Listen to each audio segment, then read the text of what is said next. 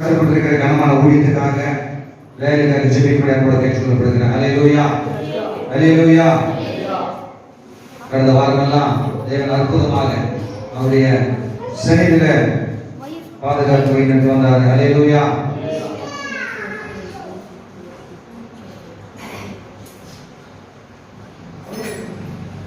நம்ம சில வாரமாக ఎస్తేర్ పుస్తకத்தை நம்ம ధ్యానిస్తూ கொண்டிருக்கிறோம். హల్లెలూయా.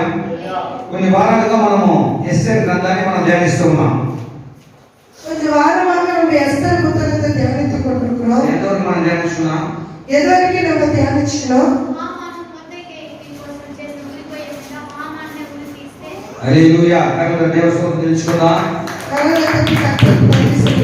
హల్లెలూయా, హల్లెలూయా.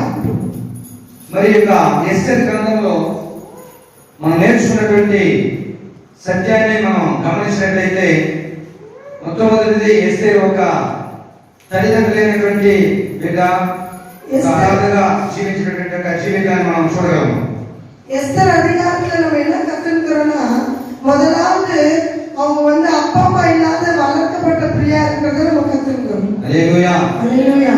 రెండవదిగా ఆమె తన పిల్లలైనటువంటి మరి మొదటి చేత పెంచబడినటువంటి పెంపుడు జీవితాన్ని మనం చూస్తున్నాం. ரெண்டாவது நம்ம பார்க்கிறோம், அவருடைய சித்தப்பாவா இருக்கிற మొర్దెకాయి கிட்ட வளர்ந்ததை நம்ம பார்க்கிறோம். మూడవది మనం చూసినట్లయితే ఆమె ఒక బానిసగా మరి చూస్తూ ఉన్నాం. மூணாவது நம்ம பார்க்கிறோம், அவங்க ஒரு கைதி అడిమియా இருக்கிறதை நம்ம பார்க்கிறோம். హల్లెలూయా, హల్లెలూయా. మరి నాలుగవ కార్యం మనం చూసినట్లయితే ఒక రాణిగా ఉన్నటువంటి గొప్ప స్థాయిలో మనం చూస్తూ ఉన్నాం. நாலாவது நம்ம பார்க்கிறோம், அவங்க ராஜாத்தியா ராணியா மாறி ஒரு பெரிய நிலைமையில இருக்கிறதை நம்ம பார்க்கிறோம். హల్లెలూయా. మరి ఐదవదిగా ఆయన జీవితంలో మనం ఏది చూస్తూ ఉన్నాం? நம்ம அஞ்சாவது அவங்களுடைய ஜீவிதத்துல அவங்களுடைய வாழ்க்கையில என்ன பார்க்கிறோம்?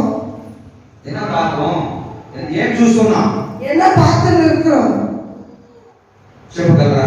ఇప్పుడు మనం ధ్యానిస్తున్నటువంటి భాగంలో మరి ఆయన యొక్క జీవితంలో ఐదవ ఒక కార్యాన్ని మనం చూస్తూ ఉన్నాం. இப்ப நம்ம தியானிச்சு இருக்கிற அதிகாரத்துல அஞ்சாவது காரியத்தை நம்ம பார்த்துட்டு இருக்கிறோம். அவங்களுடைய வாழ்க்கையில வாழ்க்கை சரித்திரத்துல ఆ తర్వాత రాణి అయింది కాబట్టి మంచి భార్య అయిపోయింది. అందుకంటే గొప్ప కార్యాన్ని మనం నేర్చుకుంటూ ఉన్నాం. శబాష్, కర్ణం తీసుకుంటూ తెలుసుకున్నాం.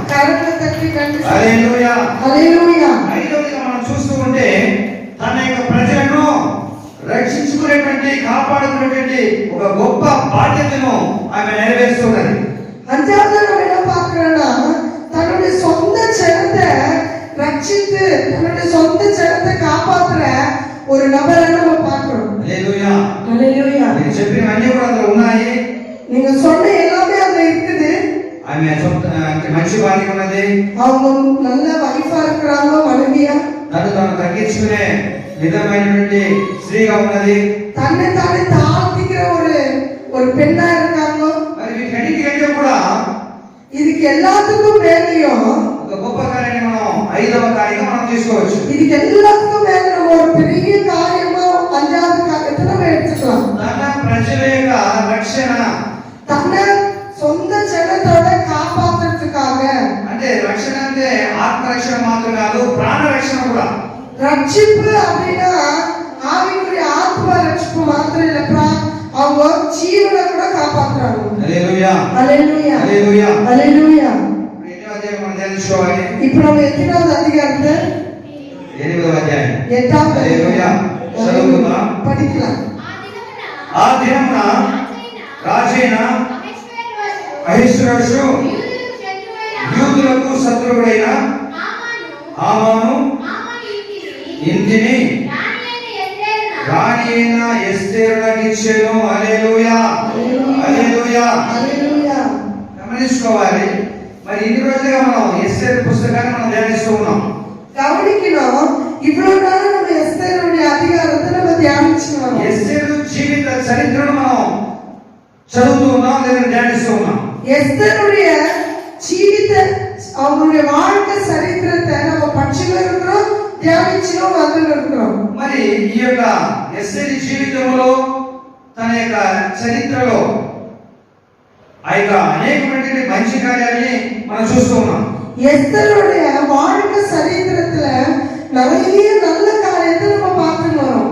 మరి ఎస్తేరు యొక్క జీవితానికి మన యొక్క జీవితానికి ఏమైనా ఇందులో తేడాలు ఏమైనా ఉన్నాయా? நம்மளுடைய வாழ்க்கைக்கும் எஸ்தருடைய வாழ்க்கைக்கும் ஏதாவது ஒரு வித்தியாசம் இருக்கா? హల్లెలూయా హల్లెలూయా. ఒకవేళ మనకి ఇంతవరకు అలాంటి వ్యత్యాస తేడా లేకపోతే మరి ఈ తర్వాత మనం ఎలాంటి నిర్ణయాలు ఇందులో మనం తీసుకోవాలి?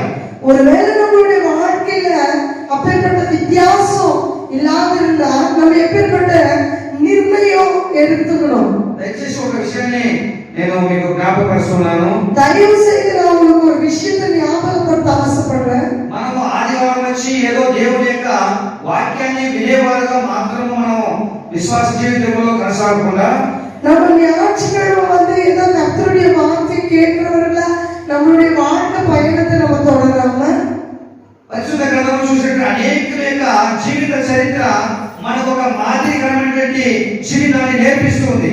இந்த பரிசுத்த வேதாகமத்துல அநேகருடைய வாழ்க்கை சரித்திரம் நமக்கு ஒரு மாதிரியை நமக்கு கற்றுக் கொடுத்து இருக்குது. హల్లెలూయా హల్లెలూయా. కాబట్టి ఇందులో మేలైన కార్యాలు మంచి కార్యాలు మన యొక్క జీవితానికి మనం అవలంబించుకున్నట్లయితే ఇది మన యొక్క విశ్వాస మార్గానికి చాలా ప్రయోజనకరంగా ఉంటుందని నేను ఆలోచిస్తున్నాను. இந்த இருக்கிற நல்ல காரியத்தை நம்மளுடைய வாழ்க்கையில நம்ம உபயோகிச்சுக்கணும்னா நம்மளுடைய வாழ்க்கையில ரொம்ப நன்மையான காரியங்கள் நடக்கும் நான் விசுவாசிக்கிறேன். హల్లెలూయా హల్లెలూయా.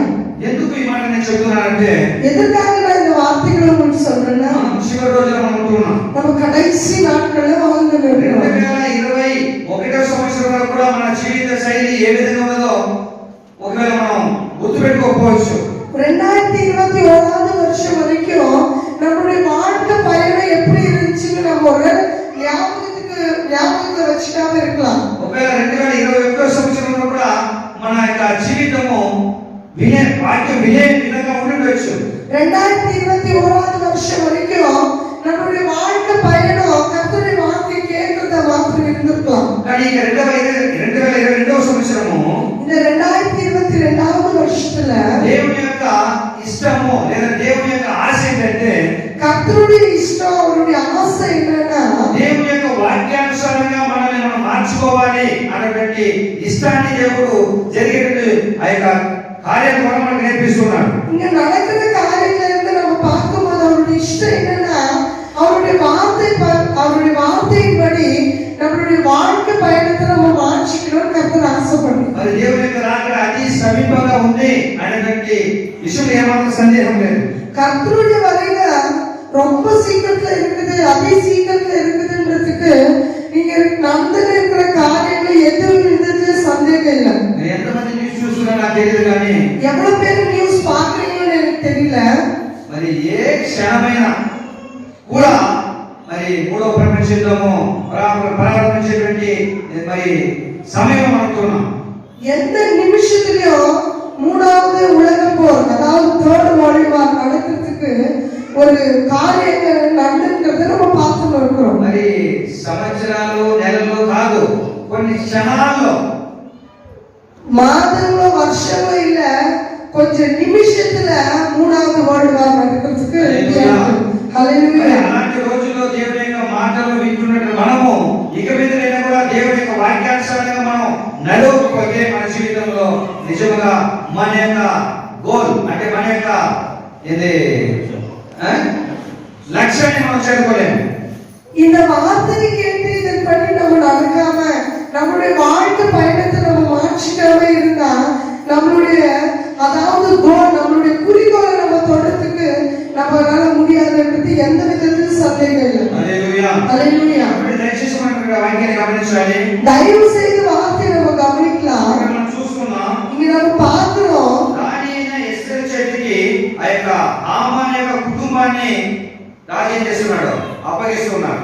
ராணியா இருக்கிற எஸ்தருடைய கையில ஆமானுடைய குடும்பத்தை என்ன பண்றார் ராஜா ஒப்பு கொடுக்கிறார். హల్లెలూయా హల్లెలూయా. మరి హామాను మనం చూసినట్లయితే దేవుని యొక్క బిడ్డలకి మరి యూదులకి విరోధంగా వ్యతిరేకంగా మరి వారిని నిర్మూలన చేయాలి, వారు ఉండలేకూడదు, వారి ప్రాణాల సైతం తీసివేయాలి అనేటువంటి ఒక భయంకరమైనటువంటి ఒక తీర్మానం మనం చూస్తున్నాం. இங்க நம்ம ஆமானை பார்க்கிறோம். யூத ஜனத்துக்கு விரோதமா அவங்க இந்த பூமியில இருக்கக்கூடாது, அவங்களுடைய உயிர் கூட நம்ம எடுத்துடணும், அவங்களை கொண்டு போட்டுடணும்ன்றத ஒரு உறுதியான நிர்ணயத்தை நின்று இருக்கிறத நம்ம பார்க்கிறோம். కానీ దేవుని యొక్క ప్రణాళిక ఎలా ఉంది మనం చూసినట్లయితే கர்த்தருடைய சித்தம் எப்படி இருக்குது நம்ம பார்க்கும் பொழுது ఆలోచించాలి, நம்ம யோசிச்சு பார்க்கணும். అంటే ఇక్కడ మరి ఈ యొక్క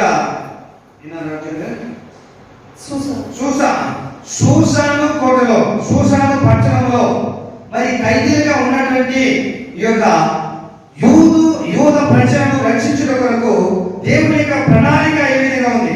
இந்த சூசான் அரண்மனையில அந்த கோட்டையில தன்னுடைய யூத ஜனத்தை ரட்சிக்கிறதுக்கு கர்த்தருடைய சித்தம் எப்படி இருக்கிறது நம்ம ஆலோசனை பண்ணி யோசிச்சு பார்க்கணும். ஹல்லேலூயா, ஹல்லேலூயா. యూదులను రక్షించుటకు దేవుని యొక్క ప్రణాళిక ఒక్క రోజు మరి ఒక్క వారమో లేదా ఒక సంవత్సరమో సమయం కాదు. இது யூத ஜனத்தை ரட்சிக்கிறதுக்காக கர்த்தருடைய சித்த திட்டம் ஒரு நாளோ இல்ல ஒரு மாசமோ ஒரு வருஷமோ அல்ல. ஹல்லேலூயா, ஹல்லேலூயா, ஹல்லேலூயா, ஹல்லேலூயா. మరి ఎస్తేరు యొక్క చరిత్ర, ఎస్తేరు యొక్క జీవిత విధానాన్ని మనం చూసినట్లయితే ఎస్తేరుடைய வாழ்க்கை சரித்திரத்தை நம்ம பார்க்கும் பொழுது ఆయన పుట్టుకతోనే మరి తల్లిదండ్రులను కోల్పోయినట్టు మనం చూస్తున్నాం. அவங்க பிறக்கிறப்பவே தன்னுடைய தாய் தகப்பனை எழுந்ததா பார்க்கிறோம். హల్లెలూయా, హల్లెలూయా. అలాంటి ఒక బిడ్డని మరి సూసాను కోటకు ఖైదీగా రావడం, அப்பேற்பட்ட ஒரு பிள்ளை சூசான் அரண்மனைக்கு அடிமையா கைதியா வந்து பார்க்கிறோம். మరి అక్కడ సూసాను నగరంలో ఆ యొక్క అశ్లేషగా మరి రాణి అయినటువంటి వస్తి తన యొక్క రాజు అయినటువంటి మాటలకు లోబడకపోవడం, அந்த சூசான் அரண்மனையில ராணியா இருக்கிற வஸ்தி ராஜாவுடைய வார்த்தைக்கு கீழ்ப்படியாக இருக்கிறத பார்க்கிறோம். రాజు అయినటువంటి అహష్వేరోషు తన యొక్క రాజ్య స్థానం నుండి ఆమెను బహిష్కరించడం, ராஜாவாகிய அகாஸ்வேரு அந்த ராணியுடைய ஸ்தானத்துல வஸ்தியை தள்ளிட்டு பார்க்கிறோம். హల్లెలూయా, హల్లెలూయా. మరి ఆ యొక్క సూసాను కోటలో ఉన్నటువంటి అనేకమైనటువంటి యవ్వన బిడ్డలను, యవ్వన స్త్రీలను తీసుకొచ్చి వారికి ఒక్క సంవత్సరం పాటు వారికి కావాల్సినటువంటి అన్ని విధాలుగా పోషక విధానం నుండి వారి అలంకరణ అన్ని విధాలుగా మరి వారిని పోషించడం, వారికి అలంకరణ కావాలంటే అన్ని విధాలు ఏర్పాటు చేయడం మనం చూస్తున్నాం. அந்த சூசான் அரண்மனையில் இருக்கிற கன்னிய பெண்களை கூட்டிட்டு வந்து அவங்களுக்கு வேண்டிய ஆகாரத்து விஷயத்துல இருந்தோம், அவங்களுக்கு வேண்டிய மேக்கப் விஷயம் வரைக்கும் அவங்களுக்கு எந்த ஒரு குறையில்லாத 12 மாசங்கள் கொடுத்துதான் பார்க்கிறோம். హల్లెలూయా, హల్లెలూయా. ఆ తర్వాత రాజు సన్నిధికి రాజు ముందు తీసుకొచ్చిన అనేకమైనటువంటి ఆ యొక్క స్త్రీలలో కేవలము ఈ యొక్క ఎస్తేరును ఎస్తేరుని చూసినప్పుడే రాజు యొక్క దృష్టిలో ఏం కలిగింది? దయ కలిగినట్టు మనం చూస్తున్నాం. அநேக பெண்கள் வந்தாங்க, ஆனா கூட எஸ்தர் வந்த பிறகுதான் ராஜாவுடைய கண்களை எஸ்தருக்கு தைரியம் கிடைச்சதா பார்க்கிறோம். మరి ఈ విషయాన్ని మనం ఆలోచించినట్లయితే మన యొక్క జీవితంలో కూడా మన పుట్టిన మొదలుకొని మరి ఈ రోజు వరకు కూడా దేవుని యొక్క ప్రణాళికలో మనం ఉన్నాము. நம்ம இந்த விஷயத்துல இருந்து நம்ம என்ன பார்க்கிறோம்னா, நம்ம பிறந்தது முதல் கொண்டு கர்த்தருடைய திட்டத்துல நம்ம இருக்கிறத நம்ம பார்க்கிறோம். మనం ఎక్కడో పుట్టచ్చు, మరి ఎలాగో మన జీవితాన్ని మనం జీవించవచ్చు. எங்கேயாவது பிறந்திருக்கலாம், எப்படியாவது வளர்ந்திருக்கலாம், எப்படியோ நம்மளுடைய நம்மளுடைய வாழ்க்கை சரித்திரம் இருந்திருக்கலாம். కానీ మరి ఈ రోజు దేవుని యొక్క బిడ్డలుగా, దేవుని సన్నిధిలో, దేవుని ఆలయం ఉంటూ దేవుని యొక్క మాటని మనం వింటూ ఉన్నామంటే, ஆனா இந்த நாட்களில் உள்ள கர்த்தருடைய பிள்ளைகளா, கர்த்தருடைய ஆலயங்களை, கர்த்தருடைய வசனத்தை நம்ம கேட்டு இருக்கிறோமே, ஆனால் మంచిగా ఒక నిర్ణయం మనం తీసుకోవాలి. నా పట్ల కూడా దేవుని యొక్క ప్రణాళిక ఏదో ఉంది. நம்ம நல்ல ஒரு நிர்ணயத்தை எடுத்துக்கணும். நம்ம மேல கூட கர்த்தருடைய சித்த திட்டம் ஏதோ இருக்குது. హల్లెలూయా, హల్లెలూయా, హల్లెలూయా, హల్లెలూయా. ఈ రోజు మన దేవుని బిడ్డలుగా, దేవుని సన్నిధిలో మనం ఉంటూ దేవుని మాట మనం వింటూ ఉన్నామంటే, இந்த நாள்ல நம்ம கர்த்தருடைய பிள்ளைகளா, கர்த்தருடைய சமூகத்துல அவருடைய வார்த்தைகளை கேட்டு இருக்கிறோமே, ஆனால் దేవుడు మన యొక్క మేలు కొరకు, మన యొక్క మంచి కొరకు, మన యొక్క దీవెన కొరకు, మన యొక్క ఆశీర్వాదం కొరకు మనల్ని ఉన్నతమైన స్థితిలో, స్థానంలో చూడాలనేటువంటి ఒక కోరికతో దేవుని యొక్క బిడ్డలుగా మనం జీవిస్తూ ఉన్నాము అనేటువంటి విషయం మనం గ్రహించుకోవాలి. கர்த்தர் நம்மளை ஏதோ ஒரு நல்ல ஒரு நிலைமையில வைக்கிறதுக்காகவும் ஆசீர்வாதமான நிலைமையில உயர்ந்த நிலையில வைக்கிறதுக்காக தான் கர்த்தருடைய பிள்ளைகளை நம்மளை மாத்திக்கிறாருன்ற ஒரு நல்ல உறுதியான நிர்ணயம் நமக்குள்ள இருக்கணும். ఇక్కడ ఆమానటువంటి ఒక వ్యక్తి మనం చూసినట్లయితే இங்க ஆமான்ன்ற ஒரு நபரை பார்க்கிறோம். దేవుని యొక్క పిల్లలకు విరోధంగా கர்த்தருடைய பிள்ளைகளுக்கு விரோதமாக మరి మొర్దెకై తన యొక్క సన్నిధిలో ఉంటూ తనకు నమస్కారం చేయలేదు, తనకు గౌరవించలేదు అనేటువంటి ఒకే ఒక కారణంతో மொர்தெகாய்ன்ற ஒரு தன்னுடைய ஒரு தேசத்தை இடத்துல இருந்துக்குன்னு என்ன ஒரு கௌரவப்படுத்தல இல்ல என்ன வணங்கலன்ற ஒரே ஒரு காரணத்தினால యూదులందరికీ కూడా ఆమాను శత్రువుగా మారిపోతున్నాడు. யூத ஜனங்க எல்லாருக்கும் சத்ருவா மாறி போறாரு ஆமான். మరి యూదులకు కీడు చేయడానికి ఆలోచిస్తూ ఉన్నాడు. யூத జనத்துக்கு கெட்டது செய்யறதுக்காக ஆலோசனை பண்றாரு. అంత మాత్రం కాదు, ఈ యొక్క మొర్దెకైని తన ఇంటి దగ్గరే తన ముందే వృద్ధి చేయాలనేటువంటి ఒక ఆశ కలిగినటువంటి కార్యాన్ని ఏర్పాటు చేస్తున్నాడు. இங்க மொர்தெகாய தன்னுடைய வீட்டுக்கிட்டே அவருக்கு முன்னாடியே தூக்குல தொங்க வைக்கணும்னு சொல்லிட்டு அவர் ரொம்ப ஆசைப்பட்டார். ஹல்லேலூயா ஹல்லேலூயா. అనేక స్వార్థం నిమిత్తము தன்னுடைய சுயநலத்துக்காக హల్లేలూయా ஹல்லேலூயா తాను సంతోషంగా ఉండాలని அவரு சந்தோஷமா இருக்கிறதுக்காக హల్లేలూయా ஹல்லேலూயா ఆ కళ్ళ ముందే మొర్దెకై ఏ రీతిగా ప్రాణాన్ని విడిచినప్పుడు నేను చూడాలి అనేటువంటి ఒక దురుద్దేశంతో చెడ్డ బుద్ధితో మరి కార్యాన్ని జరిగించే విధానం మనం చూస్తున్నాం. தன்னுடைய கண்ணு முன்னாடியே மொர்தெகாய் எப்படி தன்னுடைய ஜீவனை விடுறாருன்றத பார்க்கிற ஒரு கெட்ட எண்ணம் கெட்ட ஆலோசனையோடு அந்த காரியத்தை செய்யறதுக்காக அவர் ஆலோசனை பண்றாரு. దయచేసి ఇక్కడ ఆమాను దగ్గర మనం నేర్చుకోవాల్సిన ఒక మంచి కార్యం ఏంటంటే நம்ம தயவு செய்து பார்க்கலாம் ஆமான் கிட்ட கத்துக்க வேண்டிய ஒரு நல்ல காரியம் என்ன. ఆమానుకు ఉన్నటువంటి మనస్సు మనకు ఉండకూడదు. ஆமானுக்கு இருக்கிற அந்த கெட்ட மனசு நம்ம கிட்ட இருக்க கூடாது. ఆమానుకు ఉన్నటువంటి దురుద్దేశం మనకు ఉండకూడదు. ஆமான் கிட்ட இருக்கிற அந்த கெட்ட சிந்தனை நம்ம கிட்ட இருக்க கூடாது. ఆమానుకు ఉన్నటువంటి ఆ యొక్క వ్యతిరేకమైనటువంటి మనస్సు, ஆமான் கிட்ட இருக்கிற விரோதிக்கிற மனசு நம்ம கிட்ட இருக்க கூடாது. ఆమాన్లో ఉన్నటువంటి చేదుతనము లేదా తాననేటువంటి గర్వము ఉండకూడదు. ஆமான் கிட்ட இருக்கிற கசப்பான புத்தி தானென்ற ஒரு அகங்காரம் நம்ம கிட்ட இருக்க கூடாது. హల్లెలూయా. ஹல்லேலூயா. మరి ఇతరులకి హాని కలిగించేటువంటి మనస్సు ఉండకూడదు. வேற அவங்களுக்கு நம்ம கஷ்டத்தை கொடுக்கிற மனசு நம்ம கிட்ட இருக்க கூடாது. ఇతరుల్ని మనం ఇబ్బంది చేస్తే సేమ్ అదే కార్యము మనకు సంభవిస్తుందనేటువంటి విషయాన్ని మనం నేర్చుకుంటున్నాం. வேற அவங்களை நம்ம கஷ்டப்படுத்தும் போது அதே காரியம் நம்மளுடைய வாழ்க்கையில் நடக்கணும்ன்றத நம்ம மறந்து போக கூடாது. మొర్దెకై ప్రాణాన్ని తీయాలనుకున్నాడు. மொர்தெகாயுடைய உயிரை எடுக்கணும்னு நினைச்சாரு. హల్లెలూయా. ஹல்லேலூயா. హామాను మొర్దెకై యొక్క ప్రాణాన్ని తీయాలి, అది తన యొక్క ఇంటి దగ్గర తన కళ్ళ ముందే తీయాలనుకున్నాడు.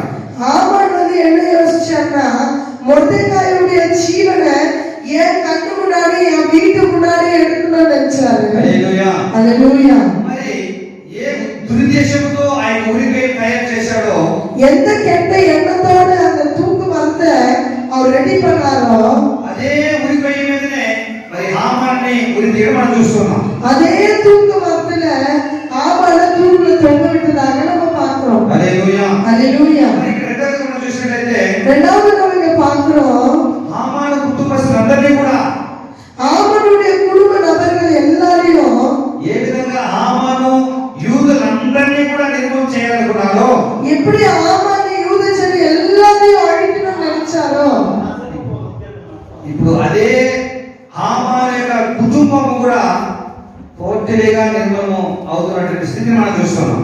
அதே மாதிரி ஆமானுடைய முழு குடும்பமும் அழிக்கப்படுற ஒரு நிலைமையை நம்ம இங்க பார்க்கிறோம். కాబట్టి మనం ఎప్పుడూ కూడా ఎవరికి ఇతరులకి మనం హాని చేసే ఆలోచన రాకూడదు. எப்பயுமே நம்ம வேற அவங்களுக்கு கெட்டதை செய்யணும்ன்ற யோசனை கூட நமக்கு வரக்கூடாது. దేవుని యొక్క బిడ్డలుగా ఉన్న మనము, கர்த்தருடைய பிள்ளைகளா இருக்கிற நம்ம, విశ్వాసంతో జీవిస్తున్న మనము, விசுவாசிகளா வாழ்ந்து இருக்கிற நம்ம, సత్యాన్ని గ్రహిస్తున్న మనము, సత్యத்தை அறிந்து இருக்கிற நம்ம ఎలాంటి సందర్భమైనా ఎలాంటి సమయంలోనైనా ఇతరులకి హాని ఏ మాత్రము మనం తలచకూడదు. எப்பேற்பட்ட சமயமா இருக்கட்டும் எப்பேற்பட்ட சந்தர்ப்பமா இருக்கட்டும் வேறவங்களுக்கு கெட்டது செய்யற ஆலோசனை கூட நமக்கு இருக்கக்கூடாது. ఒకవేళ హామానులో ఉన్నటువంటి దురుద్దేశం మన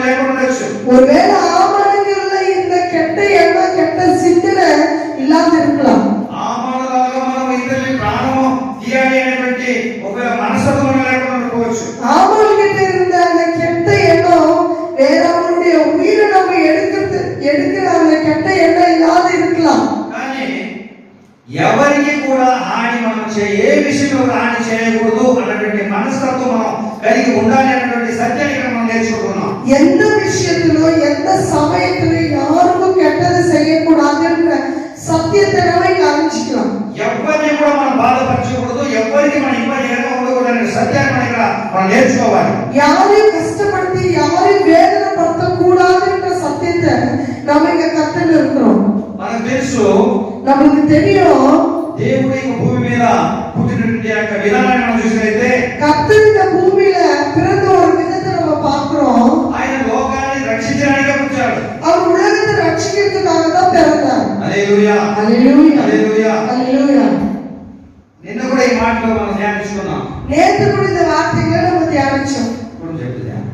ఓకే, హల్లెలూయా, హల్లెలూయా. కానీ యేసుక్రీస్తు వారు పుట్టిన ఆ యొక్క స్థితి నుండి கர்த்தராகிய இயேசுயா பிறந்த அந்த ஒரு நிலைமையிலிருந்து చివరిగా శిలువ మరణం మీద ప్రాణాన్ని విడిచిపెట్టే పరిస్థితి వరకు కూడా அவரு சிலுவையில தன்னுடைய ஜீவனை விடுகிற வரைக்கும் ఎవరికి ఏ విధమైన హాని చేసినట్టుగా ఎక్కడ కానీ రాయబడలేదు. எங்கே எழுதப்படல, அவர் யாருக்கு எப்பேற்பட்ட கஷ்டத்தை கொடுத்துதான். కానీ ఆయనకు భూమి మీద సకల అధికారం ఇవ్వబడి ఉంది. ஆனா அவருக்கு பூமி மேல சகல அதிகாரமும் அவருடைய கையில இருந்துச்சு. హల్లెలూయా, హల్లెలూయా. ఎక్కడ కూడా తన అధికారాన్ని ఉపయోగపరచుకున్నటువంటి దాఖలా లేదు ఇక్కడ. இங்க நம்ம பார்க்கிறோம், எந்த ஒரு நிலைமையிலும் தன்னுடைய அதிகாரத்தை அவர் கையில எடுத்து உபயோகப்படுத்துதான் இங்க எழுதுன்னு நம்ம பார்க்கல. హల్లెలూయా, హల్లెలూయా. పుట్టినది మొదలుకొని பிறந்தது முதல் పుట్టే సమయంలో కూడా ఆయన నెమ్మది లేకుండా పుట్టాడు. பிறந்த அந்த நேரத்துல கூட அவர் నెమ్మది இல்லாததான் பிறந்தார். హల్లెలూయా, హల్లెలూయా. ఆయన పెరిగే విధానం చూస్తే నెమ్మది లేకుండా పెరిగాడు. அவர் வளர்ந்து வளர்கிற அந்த விதத்துல கூட பார்க்கிறோம், నెమ్మది இல்லாததான் அவர் வளர்ந்தார். ఆయన 30 సంవత్సరాలు ఒక కార్పెంటర్ కుటుంబంలోనే పెరిగాడు అన్నమాట. அவரு 30 வருஷம் வரைக்கும் ஒரு தச்சரோட குடும்பத்துல வளர்ந்ததை நம்ம பார்க்கிறோம். తన తల్లిదండ్రులకు లోబడినట్టుగా మనం చూస్తున్నాం. தன்னுடைய தாய் தகப்பனுக்கு கீழ்ப்படிந்ததை பார்க்கிறோம். మరి ఎక్కడ కూడా ఎవరిని కూడా ఎదిరించేట్టుగా అక్కడ రాయబడలేదు. கர்த்தருடைய வசனத்துல எழுதப்படல, எங்க அவரு எதிர்த்து நின்றதை நம்ம பார்க்கல. కానీ ఆయన సకల అధికారం ఇవ్వబడింది భూమి మీద. ஆனா சகல அதிகாரமும் பூமியில அவருக்கு கொடுக்கப்பட்டிருந்துச்சு. కానీ మన జీవితంలో మనం ఆలోచించుకోవాలి. நம்மளுடைய வாழ்க்கையில நம்ம யோசிச்சு பார்க்கணும். మరి ఇంత వయసు వరకు మనం పెరిగి ఉన్నాం, நம்ம இவ்வளவு வயசு வரைக்கும் வளர்ந்திருக்கிறோம், ఇంత జీవితాన్ని మనం జీవించున్నాం. இவ்வளவு வாழ்க்கையில நம்ம வாழ்ந்துட்டு இருக்கிறோம். కనీసం కేవలం ఒక్క దినమైనా కూడా అలాంటి ఆలోచన మనం జీవించున్నామా?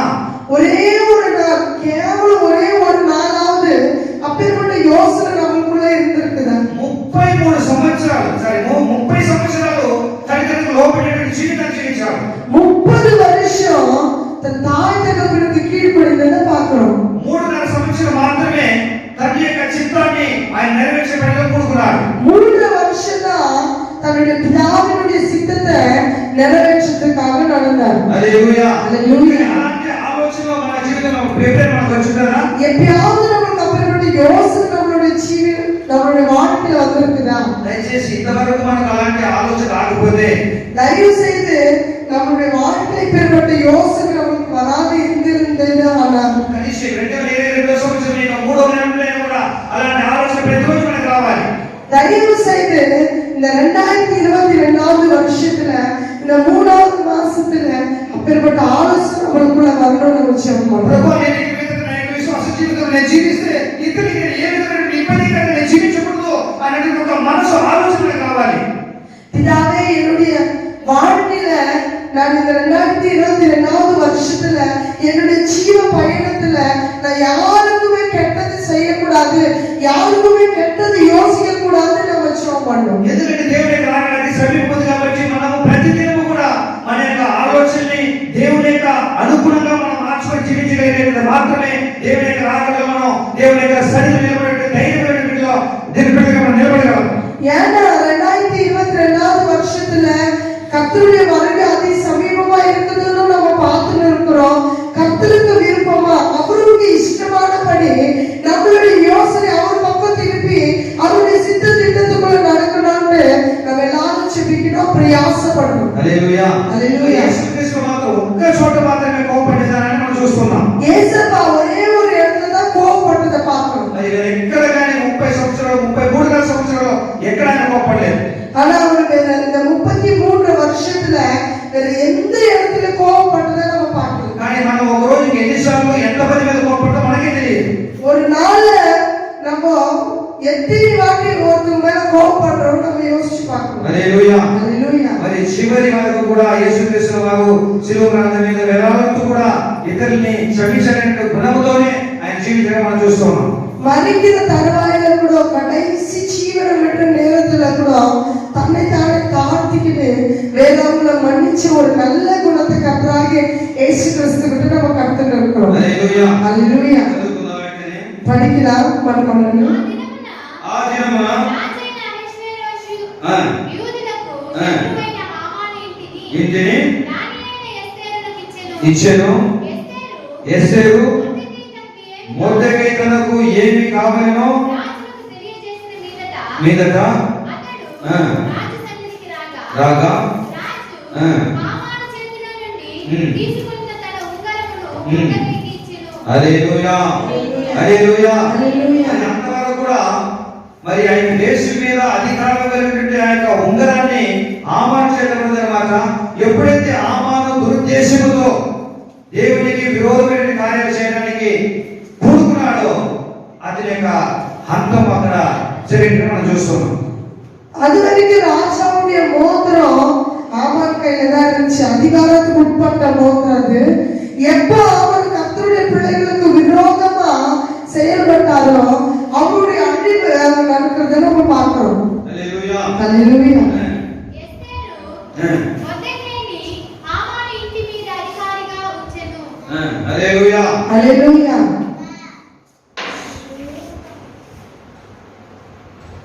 ఎస్తేరుకి ఏమైంది? ఇప్పుడు హామాను యొక్క ఇంటి మీద అధికారం ఇవ్వబడింది. எஸ்தருக்கு என்ன ஆச்சுன்னா ஆமானுடைய வீட்டு மேல எஸ்தருக்கு அதிகாரம் கொடுக்கப்பட்டுச்சு.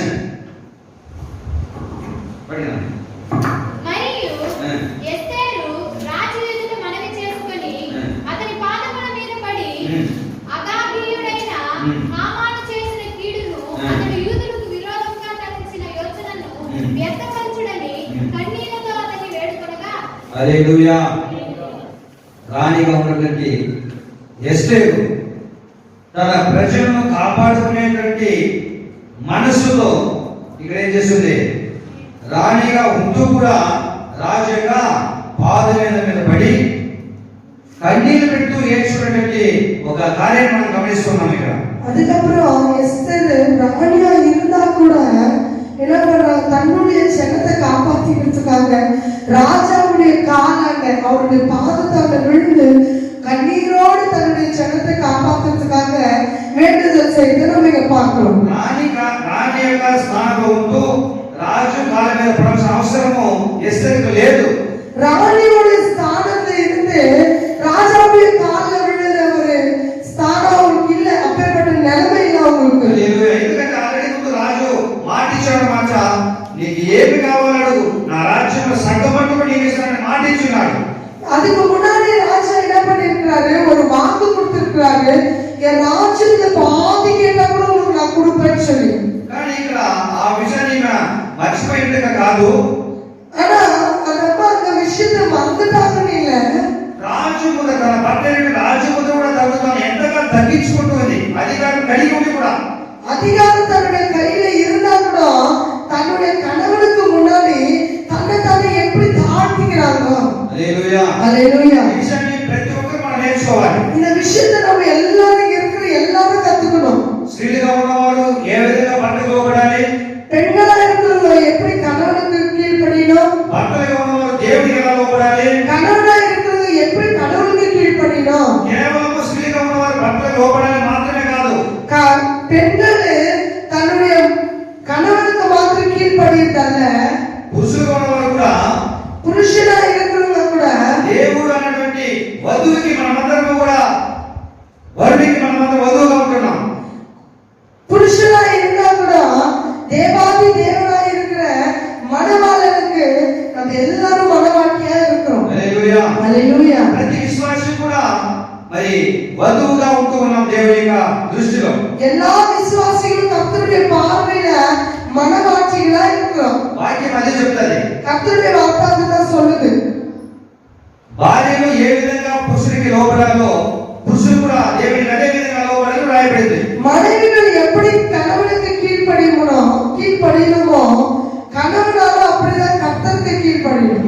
సిచ్యువేషన్ మనం చూసినట్లయితే இங்க ஆகாஸ்வேரு ராஜாவை நம்ம பார்க்கும் பொழுது ఆయన ఏమాత్రము కూడా దేవుడి యొక్క బిడ్డ కాదు.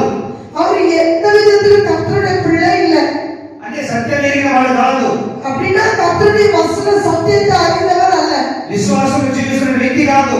விசுவாச வாழ்க்கையில நடக்கிறவர் இல்ல. ఇది ఒక అన్యుడు. அவர் ஒரு அந்நிய ஜனமா இருக்கிறாரு. అయినా కూడా ஆனாலும் கூட రాణిగా ఉన్నటువంటి ఎస్తేరు దేవుని యొక్క బిడ్డగా ఉంది. ராணியா இருக்கிற எஸ்தர் கர்த்தருடைய பிள்ளையா இருக்குது. దేవుని యొక్క బిడ్డగా ఉంటూ రాణి స్థానంలో ఉంటూ కూడా తన భర్తకు ఏ విధంగా లోబడుతుంది. கர்த்தருடைய பிள்ளையா இருந்து ராணியோட ஸ்தானத்துல இருந்தாங்களோ தன்னுடைய கணவனுக்கு எப்படி கீழ்ப்படிச்சாங்க. హల్లెలూయా హల్లెలూయా. ఆయన లోబడి తత్వాన్ని చూసి ఇక్కడ మరి అశ్వరుషి ఏ విధంగా కూడా మరి భార్య అయినటువంటి ఎస్తేర్ ఏ విధంగా కష్టపెట్టే పరిస్థితి లేకుండా ఉంటుంది.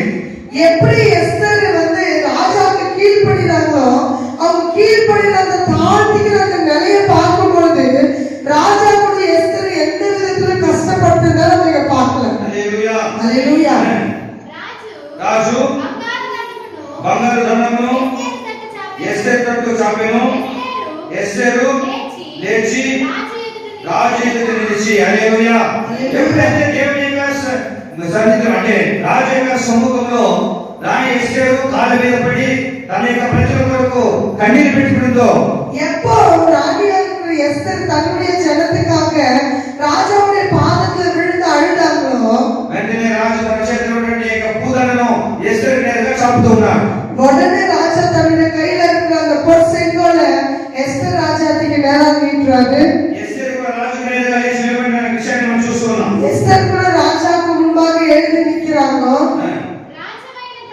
రాజువైన తమకు సమయమైన యెడల తమ దృష్టికి నేను దయ పొందిన దానైన రాజువైన తమ ఎదుట ఈ సంగతి యుక్తముగా తోచిన యెడలను తమ దృష్టికి నేను ఇంపైన దానైన యెడలను రాజువైన తమ సకల సంస్థానములలో నుండు యూదులను నాశనము చేయవలెనని హమ్మోదాను తాత కుమారుడైన అగాగీయుడకు ఆమాను రాసిన తాకీదు చొప్పున జరగకున్నట్లు వాటిని రద్దు చేయుటకు ఆజ్ఞ ఇయ్యుడి. హల్లెలూయా హల్లెలూయా హల్లెలూయా. ఆలోచించుకోవాలి. நம்ம யோசிச்சு பார்க்கணும். రాజు ఒకసారి ఆజ్ఞించినట్లయితే తన యొక్క ఉంగరాన్ని ఒకసారి ముద్రించినట్లయితే అందులో ఏ మాత్రము కూడా ఆ యొక్క శాసనం రద్దు చేయడానికి ఎవరికి అధికారం లేదు. ராஜா ஒரு வாட்டி கட்டளையிட்டார்னா தன்னுடைய மோதிரத்துல முத்திரை போட்டார்னா அந்த கட்டளையை மாத்துக்கு யாராலையும் கூடாது. హల్లెలూయా హల్లెలూయా. కానీ కేవలం ఒక ఎస్తేరు ஆனா கேவலம் ஒரே ஒரு எஸ்தர்னால ఆ యొక్క రాజ ఆజ్ఞలన్నింటినీ కూడా మార్చగలిగినటువంటి శక్తివంతమైనటువంటి ఒక బిడ్డగా మనం చూస్తున్నాం. கேவலம் எஸ்தர் ராஜாவுடைய கட்டளையை மாத்திர ஒரு சக்தி உள்ள ஒரு மகளா நம்ம பார்க்கிறோம். అందుకే ఈమె ఆ యొక్క రాణి అనే స్థానాన్ని వాడుకోలేదు. அதுக்காக அந்த ராணின்ற ஒரு ஸ்தானத்தை நம்ம உபயோகப்படுத்திக்கல. హల్లెలూయా హల్లెలూయా. తను తాను తగ్గించుకుంటుంది. ராணியா இருந்தா கூட தன்னை தானே தாழ்த்திக்கிறாங்க. రాజు కాళ్ళ మీద పడుతుంది. ராஜாவுடைய பாதத்தின் கீழே விழுறாங்க. రాజు పాదసన్నిధిలో కన్నీరు పెట్టుకుంటుంది. ராஜாவுடைய பாதத்தின் மேல விழுந்து கண்ணீரோடு அழுகுறாங்க. హల్లెలూయా హల్లెలూయా. ఈ రోజు అలాంటి మనసును మనం కలిగి ఉన్నామా? இந்த நாட்கள் அப்படிப்பட்ட మనసు நமக்குள்ள இருக்குதா? మనం ఏదైనా ఒక కార్యాన్ని సాధించుకోవాలంటే మనలో అంత తగ్గింపు స్వభావం కలిగి ఉన్నామా? நம்ம ஏதாவது ஒரு காரியத்துல சாதிக்கணும்னா நமக்கு அப்படிப்பட்ட தாழ்வு குணம் இருக்குதா? మన యొక్క ప్రార్థన దేవుని సన్నిధిలో వినబడాలంటే మనం అలాంటి కన్నీరు పెట్టుకున్నటువంటి మనసును మనం కలిగి ఉన్నామా? நம்மளுடைய ஜெபம் கர்த்தருடைய சமூகத்துல கேட்கப்படணும்னா அப்படிப்பட்ட கண்ணீராக ஜெபம் நம்ம ஏறெடுக்கிறோமா? ఈ రోజు మన యొక్క కన్నీటి ప్రార్థన ఎలాగా ఉంది? நாளை நம்மளுடைய கண்ணீரின் ஜெபம் எப்படி இருக்குது? ఎలాంటి కార్యాల కొరకు మనం కన్నీరు పెట్టుకుంటున్నాం எப்பேற்பட்ட காரியத்துக்காக நம்ம கண்ணீர் விடுறோம் అని మనం ఆలోచించినట్లయితే அப்படி நம்ம யோசிச்சு பார்க்கும் பொழுது మన కుటుంబం కొరకు, நம்மளுடைய குடும்பத்துக்காக, మన స్వార్థం కొరకు, நம்மளுடைய சுயநலத்துக்காக, నా కొరకు, எனக்காக, నా భార్య కొరకు, என்னுடைய மனைவிக்காக, என்னுடைய பிள்ளைக்காக, నా సకలం కొరకు కన్నీరు పెట్టుకోవడానికి మనం ఇష్టపడుతూ ఉంటాం. என்னுடைய சகலத்துக்காக கண்ணீர் விடுறதை మరి ఇతరుల యొక్క ఆత్మల పట్ల మనం భారము కలిగి కన్నీరు పెట్టేటువంటి అవకాశం చాలా తక్కువ. வேற ஆத்மாக்களுக்காக நம்ம கண்ணீர் விடுறது ரொம்ப கம்மி. హల్లెలూయా ஹalleluya. హల్లెలూయా. కానీ ఇక్కడ ఎస్తేరు మనం చూసినట్లయితే ஆனா எஸ்தர் நம்ம இங்க பார்க்கும் பொழுது ఎస్తేరుకి ఏ కొదువ లేదు, எஸ்தருக்கு எந்த குறையும் இல்ல, ఏ తక్కువ లేదు. எதுவுமே கம்மி இல்ல. ఒకప్పుడైతే తల్లిదండ్రులైన అనాథ, ஒரப்ப நம்ம அப்பா அம்மா இல்லாத அனாதை, ఒకప్పుడైతే బానిస, ஒரப்ப நம்ம அடிமை. కానీ ఇప్పుడైతే పెద్ద గొప్ప స్థాయి. ஆனா இப்போ நமக்கு ஒரு பெரிய நிலைமையில இருக்காங்க. అనేక మంది దాదులు ఉన్నారు. அநேக வேலைக்காரிகள் நம்ம கிட்ட இருக்காங்க. మనం ఇతరుల గురించి ఆలోచించాల్సిన అవసరం లేదు. நம்ம வேறவங்க குறித்து ஆலோசனை பண்ற அவசரமே இல்லாத. హల్లెలూయా. హల్లెలూయా. ఒకవేళ ఆమె ఎవరి గురించి ఆలోచించాలంటే ఆ యొక్క మొదటి గురించి మాత్రమే ఆలోచించాలి. ஒருவேளை நம்ம வேற யாராவது குறித்து ஆலோசனை பண்றோம்னா மதேகாரி குறித்து மாத்திரமே. ఎందుకంటే తను చేరదీసి ఆమె పెంచి పెద్ద చేశారు కాబట్టి. எதற்காக நம்ம சேர்த்து நம்ம வளர்த்தா ஒரு பெரியவங்க ஆக்குறதுனால ఇతరుల యూదుల గురించి ఆలోచించిన అవసరం ఆమె లేదు. அவங்க வேற யூத ஜனத்தை குறித்து ஆலோசனை பண்ண அவசரமே நமக்கு இல்ல. కానీ ఇక్కడ మనం చూసినట్లయితే ஆனா இங்க நம்ம பார்க்கும் பொழுது హల్లెలూయా. ஹalleluya. ఇప్పుడైతే హామాను చనిపోయాడు. ஆனா எப்ப இங்க ஆமான் கூட செத்து போயிட்டாரு. హామాను కుటుంబస్తులు నాశనం అయిపోయారు. ஆமானுடைய குடும்பம் கூட நாசனம் ஆனதை பார்க்கிறோம். అంతకంటే తృప్తి పొందలేదు. ஆனா அது வரைக்கும் நம்ம திருப்தி படல. హల్లెలూయా. ஹalleluya. ఆమె ఉద్దేశము, அது நம்மளுடைய யோசனை, కోరిక, ஆமா அது நம்மளுடைய ஒரு விண்ணப்பம். అంటే ఎందు నిమిత్తము దేవుడు నన్ను ప్రాణంతో ఉంచాడు, எதற்காக கர்த்தர் இந்த ஸ்தானத்தை வைத்தாரு, ఎందు నిమిత్తము నన్ను దేవుడు పోషించాడు எதற்காக கர்த்தர் என்னை போஷிச்சு வந்தாரு, అనే విధానాన్ని ఆమె ఆలోచించింది. அந்த ஒரு நிலைமையை நம்ம ஆலோசனை பண்ணாங்க. ఒకవేళ తల్లిదండ్రులు చనిపోయిన తర్వాత ఒకవేళ చనిపోయవచ్చు, ஒருவேளை அப்பா அம்மா செத்த பிறகு அந்த அம்மா கூட மறைந்திருக்கலாம். కానీ ఎంతగానో ఆలోచించి నాకు తెలియదు. కానీ அந்த அம்மா எப்படி ஆலோசனை பண்ணுவாங்க எனக்கு தெரியல. ఈ రోజు మనకు అలాంటి ఆలోచన వస్తున్నాయా? ஆனா இந்த நாட்கள் நமக்கு அப்பேற்பட்ட ஆலோசனை வந்தா మనం ఎవరి గురించి ఆలోచించం. நம்ம யாரை குறித்து ஆலோசனை பண்றது யோசிக்கிறது இல்லை. మనం క్షేమంగా ఉన్నామా? நம்ம நல்லா இருக்கிறோமா, మనం నెమ్మదిగా ఉంటున్నామా? நம்ம நிம்மதியா இருக்கிறோமா, మన కుటుంబంలో సమాధానం ఉందా? நம்ம குடும்பம் சமாதானமா இருக்குதா, నాకు కావాల్సిన అన్ని ఏర్పాట్లు ఉన్నాయా? எனக்கு வேண்டிய எனக்கு வேண்டியது எல்லாமே இருக்குதா, నాకు తినడానికి తిండి ఉందా? நான் சாப்பிடுறதுக்கு சாப்பாடு இருக்குதா, వేసుకోవడానికి బట్ట ఉందా? நான் போட்டுக்கிறதுக்கு துணி இருக்குதா, బయట తిరగడానికి వాహనం ఉందా? நான் வெளியே போறதுக்கு நல்ல வண்டி இருக்குதா, ఉండడానికి మంచి ఇల్లు ఉందా? இருக்கிறதுக்கு நல்ல வீடு இருக்குதா, మరి ఖర్చు పెట్టడానికి కావాల్సిన పర్సులో డబ్బులు ఉందా? நம்ம செலவழிக்கிறதுக்கு நமக்கு வேண்டிய பணம் இருக்குதா. మరి ఎవరి గురించి మనం ఆలోచించము. அதனால நம்ம யாரை குறித்து ஆலோசனை பண்ண மாட்டோம். ஆனா இங்க நம்ம பார்க்கிறோம், ఎస్తేరైతే ఈ విషయం మనం నేర్చుకోవాలి. எஸ்தர் கிட்ட இந்த விஷயத்துல நம்ம கத்துக்கணும். తల్లి తండ్రి లేక ఒక అనాథగా పుట్టి ఒక బానిసగా పుట్టి పెరిగిన బిడ్డకు మరి ఇలాంటి మనసు కలిగి ఉన్నట్లయితే, அப்பா அம்மா இல்லாம வளர்ந்த ஒரு பிள்ளை, அனாதையா வளர்ந்த ஒரு பிள்ளை, அடிமையா வளர்ந்த ஒரு பிள்ளைக்கு இப்பேற்பட்ட ஒரு நல்ல யோசனை இருக்குமே ஆனால் మనము సమస్తము కలిగి ఉన్న మనకు ఎందుకు ఇలాంటి ఆలోచన లేదు? நமக்கு எல்லாமே நம்ம கிட்ட இருக்குது. ஏன் நம்ம கிட்ட இந்த மாதிரி குணாதிசயம் ఎందుకు இல்ல? మనకి ఇంత భారం లేదు? எதுக்காக நம்ம கிட்ட இப்பேற்பட்ட பாவம் இல்ல? ఎందువరకు మనం దేవుడి కొరకు మనం పరిచయలేకపోతున్నాం? எதுக்காக நம்ம கர்த்தருக்காக நம்ம வேலை பண்ணாத இருக்கிறோம்? ఇక్కడ ఎస్తేరు ఎవరికి సువార్త చెప్పలేదు. எஸ்தருக்கு யாருக்கு சுவிசேஷத்தை சொல்ல? ఎవరికి సువార్త చెప్పాల్సిన అవకాశం లేదు ఇక్కడ. இங்க வேற அவங்களுக்கு சுவிசேஷத்தை சொல்ற ஒரு சமயம் கூட அவங்ககிட்ட இல்ல. హల్లెలూయా. ஹalleluya. కానీ ఏ విధంగా రక్షించుకుంటూ ఉంది?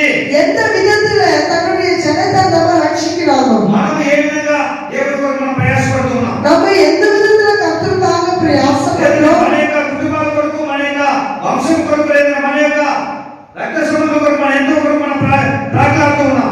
நம்ம குடும்பத்துக்காக, நம்மளுடைய வம்சாவளிக்காக, நம்மளுடைய ரத்த சம்பந்தத்துக்காக நம்ம எப்படி பிரயாசப்படுறோம்? లేదా మనం ఏ గ్రామంలో పుట్టినామో ఆ గ్రామంలో ఉన్నటువంటి ప్రజల కొరకు మనం ఎంతవరకు మనం ప్రయాసపడుతున్నాం? எந்த கிராமத்துல பிறந்திருக்கிறோம் அந்த கிராம ஜனங்களுக்காக நம்ம எந்த விதத்துல பிரயாசப்படுறோம்? ఏ గ్రామంలో మనం జీవిస్తున్నాం ఆ గ్రామ ప్రజల కొరకు మనం ఎంతవరకు కన్నీరు విడుస్తూ ఉన్నాం? எந்த கிராமத்துல நம்ம வாழ்ந்து இருக்கிறோம் அந்த கிராம ஜனத்திற்காக நம்ம எப்படி கண்ணீர் விடுறோம்? ఒకవేళ చివరి రోజున దేవుని యొక్క ప్రశ్న ఒకటిగా ఉంటే, ஒருவேளை கடைசி நாட்களில் கர்த்தருடைய கேள்வி உங்ககிட்ட இதா இருந்துச்சுன்னா దేవుడు నీ దగ్గర వేరే ఏమీ అడగకపోవచ్చు. கர்த்தர் உங்ககிட்ட வேற எதுவுமே கேட்காது இருக்கலாம். ఈ ఒక్క ప్రశ్న అడిగితే నువ్వు ఏ సమాధానం చెప్పగలవు? இந்த ஒரே ஒரு கொஸ்டின் ఆలోచించాలి ఈ విషయాన్ని. நம்மகிட்ட என்ன பதில் வரும் அதை நம்ம யோசிக்கணும். హల్లెలూయా. హల్లెలూయా. నా చెడుల మీదకి చూసారా, నా చెడుల మీదకి రాబో కీడును என்னுடைய ஜனத்தின் மீது வரப்போகிற கெட்டதற்காக చూడండి, తన వంశాన్ని బట్టి ఆలోచిస్తుంది, తన ప్రజలు బట్టి ఆలోచిస్తుంది, తన యొక్క వంశాన్ని బట్టి ఆలోచిస్తుంది. தன்னுடைய ஜனத்திற்காக யோசிக்கிறாங்க, தம்முடைய வம்ச வழிக்காக யோசிக்கிறாங்க. వారికి జరగబోయే కీడు బట్టి నేను ఎలా సహించును, அவங்க நடந்திருக்கிற பொல்லாப்ப நான் எப்படி సహించుకుவேன். హల్లెలూయా. హల్లెలూయా. మరి ఈ రోజులో మనం అలాంటి ఆలోచన కలిగి ఉన్నామా? అలాంటి మనసుతో మనం కలిగి ఉన్నామా? నిన్నాత్మల அப்பேற்பட்ட யோசனை நம்மகிட்ட இருக்குதா? அப்பேற்பட்ட మనసు நம்மகிட்ட இருக்குதா? హల్లెలూయా. హల్లెలూయా. రాజైన అహష్వేరోషు రాణియైన ఎస్తేరుకును యూదుడైన మొర్దెకైకిని ఇలాగు సెలవిచ్చెను. హామాను ఇంటిని ఎస్తేరుకు ఇచ్చి ఉన్నాను. హల్లెలూయా. హల్లెలూయా. హల్లెలూయా. హామాను ఇంటిని ఎస్తేరు చేతికి అప్పగించినాను అని రాజు చెప్తున్నాడు. రాజా சொல்றாரு, ஆமானுடைய வீட்டை நான் எஸ்தருக்கு ஒப்பு கொடுத்துருக்கிறேன். అతడు యూదులను హతము చేయుటకు ప్రయత్నించినందున అతడు ఉరికొయ్య మీద ఉరి తీయబడెను. అయితే రాజు పేరిట వ్రాయబడి రాజు ఉంగరముతో ముద్రింపబడిన తాకీదును రాజు చేతి వ్రాయబడి రాజు ఉంగరముతో ముద్రింపబడిన తాకీదును ఏ మానవుడు హల్లెలూయా. హల్లెలూయా. హల్లెలూయా. హామాను కుటుంబాన్ని ఎస్తేరు చేతికి అప్పగించేసావు, మంచిదే. హామానుடைய కుటుంబத்தை அவருடைய வீட்டை ఎస్తర్ கையில ஒப்பு கொடுத்தார், நல்லதுதான்.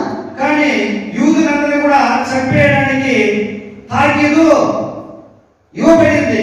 యూదులు எல்லாரும் சாகடிக்கிறதுக்கு கொல்லுறதுக்காக நிருபங்க ஆல்ரெడీ விட்டுட்டாரு, கொடுத்துட்டு இருக்கிறார். ఈ యొక్క విషయాన్ని రాజు దగ్గర చెప్తూ ఉంది.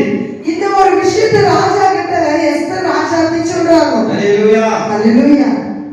నువ్వేమో హామాను కుటుంబాన్ని నా చేతికి ఇచ్చేసావు, మంచిదే. కానీ యూదులని చంపడానికి మరి ఆజ్ఞ వెలువడిపోయింది కదా, మరి ఆ యొక్క తాకీదుని ఎలా వాపస్ తీసుకోవాలి? யூதர ஆமானுடைய வீட்டை என் கையில கொடுத்துட்டீங்க ராஜாவே, நல்லதுதான். ஆனா யூதரை கொன்றதுக்காக அந்த நிருபம் ஆல்ரெடி இஷ்யூ ஆயிட்டு இருக்குது, விடப்பட்டிருக்குது, அது எப்படி மாத்துறது? హల్లెలూయా. హల్లెలూయా. మీకు ఇష్టమైనట్లు మీ రాజైన నా పేరిట రాయించి హల్లెలూయా. హల్లెలూయా. హల్లెలూయా. చూడండి, ఇక్కడ ఎస్తేరు యొక్క కన్నీటి ప్రార్థన తన భర్తయుడి రాజు కాళ్ళ మీద పడి తన ప్రజల కొరకు పెడుతున్న కన్నీటికి ఏ విధంగా సమాధానం వస్తుంది? இங்க பார்க்கலாம், எஸ்தருடைய கண்ணீர் விண்ணப்பம் ராஜாவா இருக்கிற அவருடைய பாதத்து மேல விழுந்து அழுது கண்ணீரோடு கேட்ட அந்த விண்ணப்பத்துக்கு பதில் எப்படி இருக்குது? హల్లెలూయా. హల్లెలూయా. ఈ రోజు మన యొక్క ప్రార్థనకి అలాంటి సమాధానాన్ని మనం పొందుకుంటున్నామా? ఇన్నాళ్ళ நம்மளுடைய ஜெபத்துக்கு அப்பேற்பட்ட பதில் நம்ம பெற்றுட்டு இருக்கிறோம். ఈ రోజు అలాంటి సమాధానాన్ని మనం పొందుకోలేని ప్రార్థన మనం చేస్తూ ఉంటే, ஒருவேளை இந்த நாட்கள்ல நம்மளுடைய கண்ணீர் ஜெபத்துக்கு அப்பேற்பட்ட பதிலை பெற்றுக்கொள்ளாது இருக்கிற ஜெபத்தை நம்ம ஜெபிக்கிறது இருக்கவே ஆனால் మనలో ఎక్కడో లోపం ఉందని మనం తెలుసుకోవాలి. நமக்குள்ள எங்கேயோ குறை இருக்கிறது நம்ம தெரிஞ்சுக்கணும். హల్లెలూయా. హల్లెలూయా. హల్లెలూయా. హల్లెలూయా. హల్లెలూయా. హల్లెలూయా. కాబట్టి మన ప్రార్థనలో కూడా దేవుని సన్నిధిలో సమాధానం రావాలి. நம்மளுடைய ஜெபத்துக்கு கூட கர்த்தருடைய சமூகத்துல இருந்து பதில் வரணும். ఇక్కడ మనం చూసినట్లయితే హామాను చేతిలో ఉన్న ఉంగరాన్ని తీసి ఇప్పుడు ఎవరి చేతికి? ఎస్తేరు చేతికి వచ్చేసింది. இங்க நம்ம பார்க்கிறோம், ஆமான் கிட்ட இருக்கிற அந்த மோதிரம் இப்ப யார் கிட்ட வந்துச்சு? எஸ்தர் கிட்ட. హల్లెలూయా. హల్లెలూయా. ఇప్పుడు మీకు అనుకూలంగా మీరే చేయండి. ప్రార్థన రాసి ఈ యొక్క ముద్రని ఉంగరాన్ని ముద్రించుకోండి. நீங்க உங்களுக்கு இஷ்டமானபடி லெட்டர் எழுதி இந்த மோதிரத்துல முத்திரை போட்டுக்கோங்க. హల్లెలూయా. హల్లెలూయా. ఎంత గొప్ప ఆశ్చర్యమైన కార్యము, எவ்வளவு பெரிய ஆச்சரியமான ఎంత காரியம், అద్భుతమైన కార్యము, எவ்வளவு அற்புதமான காரியம். ఇది సాధారణమైన కార్యం కాదు. இது సాధారణమైన కార్యమే அல்ல. ఇది కేవలము ఒక్క ప్రాంతానికి సంబంధించిన విషయం కాదు. இது ஒரே ஒரு நாட்டு సంబంధించిన காரியம் இல்ல. ఎన్ని సంస్థానం అంట, எவ்வளவு ராஜ்யம் தெரியுமா? ఎన్ని సంస్థానం? 120 సంస్థానాలు. 120 రాజ్యాలు. హల్లెలూయా. హల్లెలూయా. హల్లెలూయా. హల్లెలూయా. ఆ యొక్క 120 సంస్థానంలో మన హిందూ దేశం కూడా ఉంది. அந்த 120 ராஜ்யத்துல நம்முடைய இந்திய தேசம் கூட இருக்குது. హల్లెలూయా. హల్లెలూయా. సీమోను అను ఆ. 3వ నెలలో ఆ. 23వ దినమందు ఆ. రాజు యొక్క వ్రాతగాండ్రు పిలువబడిరి. అంటే రాజు యొక్క మాటలు రాసేవాడిని వాడు ఏమంటారు? రాజు వ్రాతగాడు. రాజు ఏదైతే చెప్తాడో ఆ మాటలు రాసేవాడికి ఆ పేరు. వాళ్ళని పిలిపిస్తారన్నమాట. ராஜாவுடைய அந்த காரியத்தை எழுதுறவ ராஜாவுடைய எழுத்தாளர் சொல்லி கூப்பிடுறாங்க. அந்த காலத்துல ராஜாவுடைய எழுத்தாளரை கூப்பிடுறாங்க. మొర్దెకై ఆజ్ఞాపించిన ప్రకారమంతయు యూదులకును, చూసారా, హిందూ దేశం మన దేశం మొదలుకొని కూషు దేశం వరకు వ్యాపించి ఉన్న 127 సంస్థానాలు. అధిపతులకును ఆ. అధికారులకును ఆ. ఆయా సంస్థానములకును ఆ. దాని వ్రాతను బట్టి ఆ. దాని భాషను బట్టి ఆ. తాకీదులు వ్రాయబడెను. హల్లెలూయా. కనుక దేవుని తెచ్చుకుందాం. హల్లెలూయా. హల్లెలూయా. హల్లెలూయా. హల్లెలూయా. మన కన్నీరు పెట్టుకుంటే మన కుటుంబాన్ని మనం కాపాడుకోవాలని సిద్ధంగా మనం ఉన్నాం. நம்ம கண்ணீர் விட்டா நம்ம குடும்பத்தை காப்பாத்திக்கிற ஒரு நிலைமை கூட நமக்கு இல்லாது. హల్లెలూయా. హల్లెలూయా. ఎందువరకు మన కన్నీరు మన కుటుంబాన్ని కాపాడుకోలేకపోతున్నాయి? எதுக்காக நம்ம கண்ணீர் விட்டா கூட நம்ம குடும்பத்தை நம்ம காப்பாத்திக்க முடியாம போகுது? చెప్పగలరా? சொல்ல முடியுமா? శబాష్. హల్లెలూయా. హల్లెలూయా. స్వార్థం కలిగి ఉన్నాం కాబట్టి, சுயநலத்தோடு நம்ம இருக்கிறதுனால మన కుటుంబం కొరకు మన కన్నీరు పెట్టినంత స్వార్థమైన ప్రార్థన.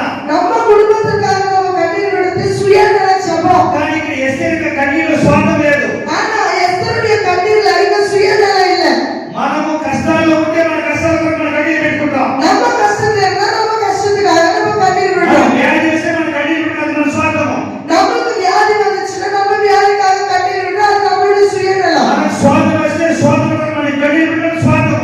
நமக்கு சோதனை வருமே ஆனா நம்மளுடைய சோதனைக்காக செபிக்கிறோம். அது சுயநலம். ఏ విధమైన సమస్య ఒకవేళ మన కన్నీరు పెడితే ఆ సమస్య కొరకు మనం ఏడుస్తున్నామంటే అది మన స్వార్థము. எந்த ஒரு நிலைமையில பிரச்சனை வந்தா கூட அந்த பிரச்சனைக்காக நம்ம கண்ணீர் விடுறோமே, அந்த கண்ணீர்ல சுயநலம் இருக்குது. కానీ అలాంటి ప్రార్థన కొన్నిసార్లు మాత్రం దేవుడు సమాధానం ఇస్తాడు. அப்பேற்பட்ட ஜெபத்துக்கு கொஞ்சம் விஷயத்துல தான் கர்த்தர் சமாதானம் அதாவது பதில் கொடுப்பார். మరి ఆ కొన్ని సందర్భాల్లో ఎందుకు సమాధానం ఇస్తాడని అడిగితే, ஏன் அந்த கொஞ்ச காரியத்துக்கு கூட கர்த்தர் பதில் கொடுக்கிறார்னா ఆ నెమ్మది పొందైనా ఆ తర్వాత ఇంకొక ఒకరు ప్రార్థన చేస్తారనే ఉద్దేశంతో సమాధానం ఇస్తాడు. இந்த பதிலை நீ பெற்றுக்கிற பிறகாவது நீ வேறவங்களுக்காக செபிக்க வேண்டிய ஒரு ஆசைக்காக தான். ఎందుకంటే మనకు ఆ సమాధానానికి ఆ ప్రశ్నకు ఆ కష్టంలో మన సమాధానం ఇవ్వకపోతే దేవుడు మనం సోలిపోతాం, ఇంకా మనం విశ్వాసంలో పడిపోతాం అన్నటువంటి వెనకబడిపోతాం అన్నటువంటి ఉద్దేశంతో మనకు మేలు చేస్తాడు. ஒருவேளை கர்த்தர் நமக்கு அந்த ஜெபத்துக்கு பதில் கொடுக்கலனா நம்ம விசுவாச வாழ்க்கையில விழுந்து போயிடுறோம், கர்த்தரை விட்டு பின்வாங்கி போயிடுறோம்ன்ற ஒரே காரணத்துக்காக தான் அந்த சில காரியத்துக்கு கூட கர்த்தர் பதில் கொடுக்கிறார். కానీ అలాంటి కార్యాలకు సమాధానం ఇచ్చే వెంటనే మనం ఏమైపోతాం? సమస్యను మర్చిపోతాం. ஆனா கர்த்தர் நம்ம கேட்கிற அந்த ஜெபத்துக்கு பதில் கொடுத்த உடனே நம்ம என்ன பண்றோம்? எல்லாத்தையும் மறந்து போறோம். ఇతని గురించి మనం ఆలోచించము. வேறவங்க குறித்து நம்ம ஆலோசனை பண்ண மாட்டோம். దేవునికి ఇష్టాన్ని మనం మర్చిపోతాం. கர்த்தருடைய இஷ்டத்தை அசல் மறந்து போறோம். దేవునికి ఇష్టమేమి? கர்த்தருக்கு இஷ்டம் என்ன? దేవునికి ఆశ ఏంటి? கர்த்தருடைய ஆசை என்ன? దేవునికి ఉద్దేశం ఏంటి? கர்த்தருடைய ஒரு நிச்சயம் என்ன? ఆత్మల భారము. ஆத்ம குறித்த பாரம். ఆత్మ భారము లేని వాడికి అయ్యో. ஆத்ம பாரம் இல்லாதவனுக்கு ஐயோ. ఇక్కడ ఒకవేళ ఆత్మ భారం లేనటువంటి స్త్రీగా ఎస్తేర్ ఉండుంటే, ஒருவேளை ஆத்ம பாரம் இல்லாத ஒரு ஸ்திரீயா எஸ்தர் இருந்தார்களே ஆனால் రాణి స్థానంలోకి దేవుడు తీసుకొచ్చేవాడు కాదు. ராணியோட ஸ்தானத்துக்கு எஸ்தர் கர்த்தர் கொண்டு வந்திருக்க மாட்டார். దేవుడికి ముందే తెలుసు கர்த்தருக்கு முன்னாடியே தெரியும் ఎస్తేర్ రాణి తర్వాత కూడా எஸ்தர் ராணியான பிறகு கூட ఆత్మ కొరకు బాధపడి జీవించిన ఒక ఆత్మ ఒక బిడ్డని దేవుడికి తెలుసు. கர்த்தருக்கு தெரியும் எஸ்தர் ராணியான கூட அந்த அம்மாக்குள்ள ஆத்மா குறித்த பாவம் இருக்குது இருக்கும் அப்படின்னு கர்த்தருக்கு முன்னாடியே தெரியும். ఈ రోజు నీ గురించి నా గురించి దేవుడు అలాంటి ఆలోచన కలిగి ఉన్నాడా? ஒருவேளை கர்த்தர் இந்த நாள்ல உணவு குறித்து என்ன குறித்து அப்பேற்பட்ட யோசனை இருக்குமா கர்த்தர்கிட்ட? ఈ రోజు అలాంటి ఉద్దేశంతో నిన్ను నన్ను సజీవంగా ఉంచినాడని మీరు నమ్మగలరా? இந்த நாள்ல அப்பேற்பட்ட ஒரு யோசனைனாலதான் அப்பேற்பட்ட சித்த திட்டத்தினாலதான் கர்த்தர் உன்னைய இந்த நாள்ல ஜீவனுள்ள கணக்குல வைத்திருக்கிறாருன்னு நம்ம நினைக்கிறோம். మన ప్రతి ఒక్కరు ఈ నిర్ణయం తీసుకోవాలి. நம்ம தயவு செய்து ஒவ்வொருத்தரும் இப்பேற்பட்ட ஒரு நிர்ணயத்தை நம்ம எடுக்கணும்.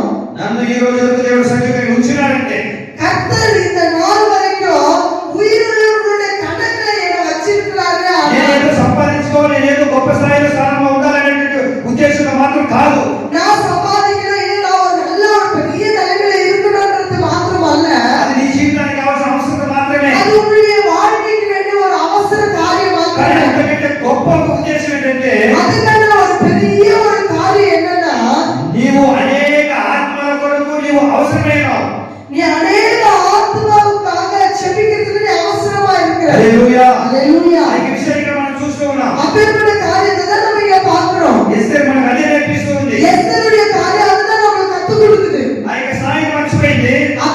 அந்த ராஜாத்தின் ஒரு ஸ்தானத்தை மறந்துட்டு ఆ యొక్క ఉన్నతమైన స్థితిని మర్చిపోయింది. அந்த உன்னதமான ஒரு நிலைமையை மறந்துடுறாங்க. తన ప్రజల కొరకు, தன்னுடைய ஜனத்துக்காக, తన వంశావళి కొరకు தன்னுடைய வம்ச வழிக்காக రాజు పాద మీద కన్నీరు పెట్టుకుంటుంది. ராஜாவுடைய பாதத்தின் மேல விழுந்து கண்ணீர் விடுறாங்க. రాజు యొక్క హృదయంలో అనేకమైన మార్పు.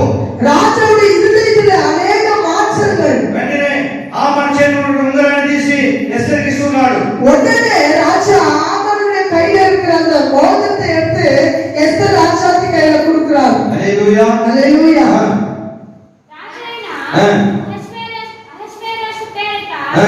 నాకీదును మొర్దెకై వ్రాయించి ఉమ్. రాజు ఉంగరముతో ముద్రించి ఆ. గుర్రముల మీద గుర్రముల మీద అనగా రాజు నగర పనికి ఉంచబడిన పెంచబడిన పీతాశ్వముల మీద ఆ. మంచగాండ నెక్కించి ఆ. ఆ తాకీదులను ఆ. వారి చేత పంపెను. హల్లెలూయా. ఎక్కడ వరకు? எங்க இருந்து எங்க வரைக்கும்? హిందూ దేశం నుండి కూషు దేశం వరకు. இந்தியா முதல் கொண்டு எத்தியோப்பியா தேசம் வரைக்கும் 127 రాజ్యాలకి 127 రాజ్యத்துக்கு. హల్లెలూయా. ஹல்லேலூயா. ఒక అనాథ బిడ్డ యొక్క ప్రార్థన, ஒரு அநாத பிள்ளையோட ஜெபம், ఒక బానిసగా ఉండే ఒక బిడ్డ యొక్క ప్రార్థన, ஒரு அடிமை கைதியா இருக்கிற ஒரு பிள்ளையோட ஜெபம் ఇంత బలమైన కార్యాన్ని సాధించగలదంటే இவ்வளவு பலமான காரியத்தை நடத்தி சாதிக்க முடியுமே. ஆனால் నీవు నేను స్వతంత్రంగా జీవిస్తూ ఉన్నాం. நீயும் நானும் சுதந்திரமா வாழ்ந்து இருக்கிறோம். మనం ఎవరు బానిసత్వం లేదు. நம்ம யாரும் அடிமைகளா இல்லை. ఎవరి మాట మనం వినం, ఎవరి మాట మనం వినం. யாருடைய வார்த்தைக்கு கீழ்ப்படி மாட்டோம். హల్లెలూయా. ஹல்லேலூயா. కాబట్టి మన ప్రార్థనకి సమాధానం లేదు. அதனாலதான் நம்மளுடைய ஜெபத்துக்கு பதில் இல்லாம இருக்கு. మనం ఎలాంటి పరిస్థితుల్లో జీవిస్తున్నాం? நம்ம எப்பேற்பட்ட நிலைமையில நம்ம வாழ்ந்து இருக்கிறோம். నేను ఎవరికి బానిస కాదు, நான் யாருக்கும் அடிமை இல்லை. నేను ఎవరి మాట విన్ను, நான் யார் வார்த்தைக்கு கீழ்ப்படிய నేను மாட்டேன். ఎలాగైనా జీవించగలను. நான் எப்படி எல்லாம் வாழ முடியும். నా జీవితం యేసయ్యకి తెలుసు. யார் வாழ்க்கை சரித்திரம் கர்த்தருக்கு தெரியும். నేనే పాపం చేయడం లేదు, நான் எந்த ஒரு பாவமும் பண்ணல. నేను ఇతరులకు ఎవరికి చెడు చేయడం లేదు. நான் வேறவங்களுக்கு கெட்டது பண்ணல. నేనేమో నా జీవితమేమో, நான் என்னவோ என் வாழ்க்கை என்னவோ. నేను ఎవరికి చెల్లిపోను, நான் யார் காரியத்துக்கு நான் போல. నేను ఎవరి విషయం తలపెట్టను, நான் யாருடைய விஷயத்துல தலை வைக்க నేను மாட்டேன். ఏది లెక్క చేయను. நான் எதையுமே கணக்குல வச்சுக்க மாட்டேன். అనేటువంటి మనసు ధీమాతో మనం జీవిస్తున్నాం కాబట్టి அப்பேற்பட்ட மனசோட அப்பேற்பட்ட கர்வத்தோட நம்ம வாழ்றதுனாலதான் అనేక ప్రార్థనలకు రోజు సమాధానం సిద్ధంగా ఉన్నాం. நம்மளுடைய ஜெபத்துக்கு சமாதான பதில் இல்லாத ஒரு நிலைமையில நம்ம வாழ்ந்து இருக்கிறோம். దేవుని యొక్క రాకడ ఒకవేళ ఈ సమయంలో జరిగితే, கர்த்தருடைய வருகை ஒரு வேளை இந்த நாட்கள் நடக்குமே ஆனால் ఇలాంటి మనసుతో మనం ఉంటే దేవుని సన్నిధికి చేరుకోగలమా? இப்பேற்பட்ட மனசோட இருந்தா கர்த்தருடைய வருகையை நம்ம எடுத்துக்கொள்ளுவோமா? హల్లెలూయా. ஹல்லேலூயா. ఏ మాత్రం సాధ్యం కాదు. எந்த விதத்துல హల్లెలూయా. హల్లెలూయా. కాబట్టి ఎస్తేర్ యొక్క జీవిత విధానంలో వచ్చినటువంటి మార్పులు వచ్చి మన యొక్క జీవితంలో విధానాల్లో మనం మార్చినట్లయితే எஸ்தருடைய ஜீவ சரித்திரத்துல வாழ்க்கை சரித்திரத்துல எப்படி மாற்றம் இருந்துச்சோ அப்படியே நம்மளுடைய வாழ்க்கை சரித்திரத்திலே மாற்றத்தை நம்ம மாத்திக்கணுமே. ஆனால் నిర్ణయం మనం తీసుకోగలము. ஒரு நல்ல ஒரு நிச்சயம் நம்ம எடுக்கலாம். ఈ రోజు యొక్క దేవుని రాకడైతే ஒருவேளை கர்த்தருடைய வருகை இந்த நாள்ல இருக்குமே ஆனால் దేవుని చేరుకోగలిగిన ధైర్యం మనం కలిగి ఉన్నాం. நம்ம கர்த்தருடைய வருகையில கர்த்தருடைய சந்நிதியில சேர்த்துக் கொள்ளப்படுவோன்ற ஒரு தைரியம் நமக்கு வேணும். రాజైన ఐశ్వర్యశ్రీ యొక్క సంస్థానములన్నిటిలో ఒక్క దినమందే అనగా అదారు అను 12వ నెల 3వ దినమందే ప్రతి పట్టణమునందు యూదులు కూడుకొని తమ ప్రాణములు కాపాడుకొనుటకు ఆయా ప్రదేశములలో నుండి తమకు విరోధులకు జనుల సైనికులనందరినీ శిశువులను స్త్రీలను కూడా సంహరించి హతము చేసి నిర్మూలపరిచి వారు వస్తువులను కొల్లపెట్టుటకు రాజు యూదులకు సెలవిచ్చినని దాని యందు వ్రాయబడెను. హల్లెలూయా. హల్లెలూయా. ఇంకొక ఆశ్చర్యమైన కార్యం ఏంటంటే இங்கே இன்னொரு ஆச்சரியமான காரியம் என்னன்னா యూదుల్ని ఎంతమంది చంపాలనుకుంటారో వాళ్ళందరినీ కూడా హతం చేయడానికి రాజు తన ఇష్టపూర్వకంగా ఇక్కడ ఆజ్ఞను ప్రకటిస్తూ ఉన్నాడు. இங்கே ஆமான் எழுதுதுன்னா யூதரை சாகடிக்கிறதுக்காக யூதரை யாரெல்லாம் சாகடிக்கணும்ட்டு ஆமான் கையில நிருபம் கொடுக்கப்பட்டுச்சு. அவங்க எல்லாரையும் கூட கொண்டுன்னு சொல்லிட்டு ராஜா லெட்டர் எழுதி அனுப்பி வைக்கிறார். వాళ్ళందరినీ కూడా సంహరించి వారి యొక్క సొత్తుని వీళ్ళు అపకరించుకునే విధంగా కూడా ఏర్పాటు చేశారు అన్నమాట. அவங்க எல்லாரையும் யூத ஜனங்க கொண்டுட்டு அவங்களுடைய சொத்து எல்லாத்தையும் யூத ஜனங்க எடுத்துக்கலாம்னு கூட எழுதப்பட்டிருக்குது. మరియు ఈ తాకీదుకు ప్రతులు వ్రాయించి ఆయా సంస్థానములలోని జనులకందరికీ పంపించవలననియు యూదులు తమ శత్రువుల మీద పగ తీర్చుకొనుటకు ఒకానొక దినమందు సిద్ధముగా ఉండవలననియు ఆజ్ఞ ఇయ్యబడెను. హల్లెలూయా. హల్లెలూయా. మరి ఈ తాకీదులన్నీ కూడా ఒకే రోజు 127 రాజ్యానికి ఒకే సమయం ఒకే రోజు అందించడానికి కూడా ఏర్పాటు జరిగింది అన్నమాట. இந்த கட்டளை ஒரே நாள் 127 தேசத்துல ஒரே நாள்ல நடக்கிறதுக்காக ராஜாவுடைய கட்டளை பிறந்துச்சு. హల్లెలూయా. హల్లెలూయా. హల్లెలూయా. హల్లెలూయా. ఒకవేళ ఈ రోజు సంఘానికి రానటువంటి వారికి ఈ రోజు మాట్లాడిన మాట ఎవరికి తెలియదు. ஒருவேளை கர்த்தருடைய சபைக்கு இன்னைக்கு வராதவங்களுக்கு கர்த்தருடைய வார்த்தை என்ன பேசினாலும் தெரியாது இருக்கலாம். హల్లెలూయా. హల్లెలూయా. ఏం జరిగిందో ఎవరికి తెలియదు. என்ன நடந்துச்சுன்னு யாருக்கும் தெரியாது. మనం ఒకే గ్రామంలో ఉంటాం. நம்ம எல்லாரும் ஒரே கிராமத்துல தான் లేదా இருக்கோம். మన చుట్టుపక్కల గ్రామాల్లో ఉంటాం. நம்ம அவங்க சுத்தி பக்கத்துல இருக்கிற கிராமத்துல தான் இருக்கிறோம். కానీ ఇక్కడ దేవుడి యొక్క కార్యం చూస్తే 127 సంవత్సరాలకి ఒకే రోజు ఈ ఆజ్ఞతో కూడా ఆజ్ఞాపించబడింది. ஆனா கர்த்தருடைய காரியம் இங்க எப்படி நடக்குதுன்னா 127 தேசத்துக்கு ஒரே நாள்ல அந்த காரியம் நடக்கிறதா எழுதப்பட்டிருக்கு. రాజనగరు పనికి పెంచబడిన బీజాశ్వముల మీద నెక్కిన అంచెగాండ్రు రాజు మాట వలన ప్రేరేపింపబడి అతివేగముగా బయలుదేరిరి. హల్లెలూయా. హల్లెలూయా. ఏం చేశారట? అతి వేగముగా దేవుని యొక్క కార్యాలు ఎంత స్పీడ్ ఉంటుందో మనం ఆలోచించుకోవాలి.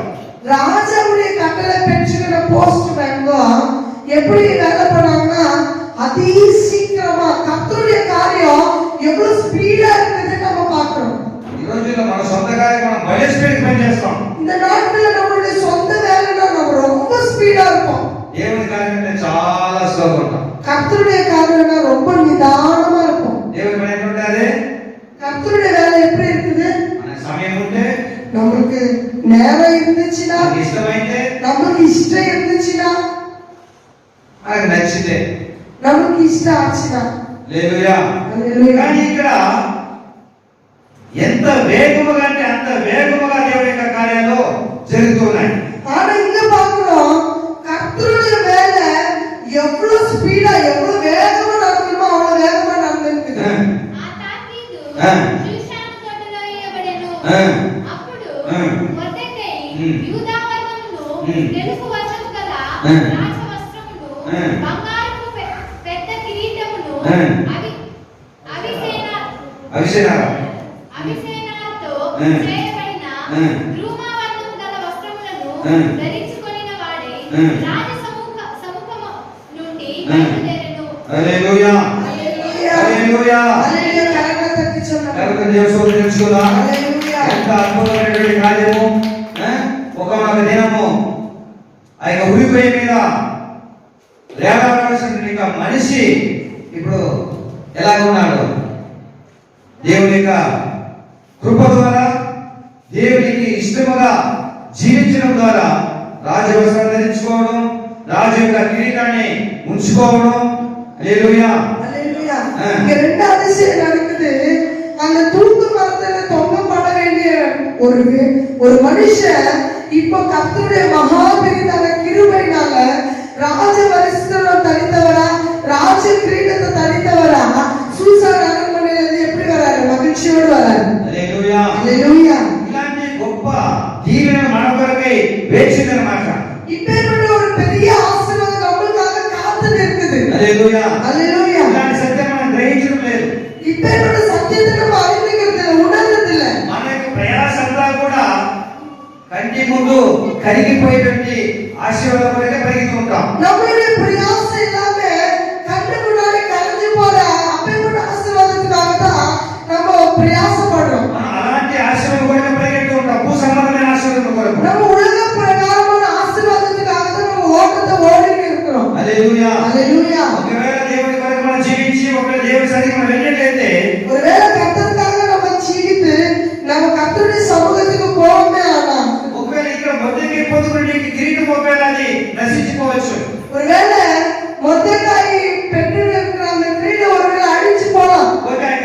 రాజ వస్త్రం ఒకవేళ మైలమైపోవచ్చు. ஒருவேளை அந்த ராஜ வஸ்திரம் கூட ஒருவேளை மாயமா போயிடலாம். కానీ మనము దేవుని కొరకు జీవించిన జీవితం మనం జీవించినట్లయితే, நம்ம கர்த்தருக்காக வாழ்ந்தோமானா మహిమ వస్త్రాన్ని మనం ధరించుకోబోతున్నాం. மகிமையான வஸ்திரத்தை கர்த்தர் நமக்கு వాడబోయేటువంటి కిరీటాన్ని మనం పొందుకోబోతున్నాం. வாடாத ஜீவ கிரீடத்தை கர்த்தர் நம்ம தலைமையில வைத்தாரு. గ్రహించినట్లయితే அப்பேற்பட்ட சத்தியத்தை நம்ம அறிந்தோமானால் మరి ఈ భూ సంబంధమైన ఆశీర్వాదాలకు భూ సంబంధమైన కార్యాలు మనం పరిగెత్తము.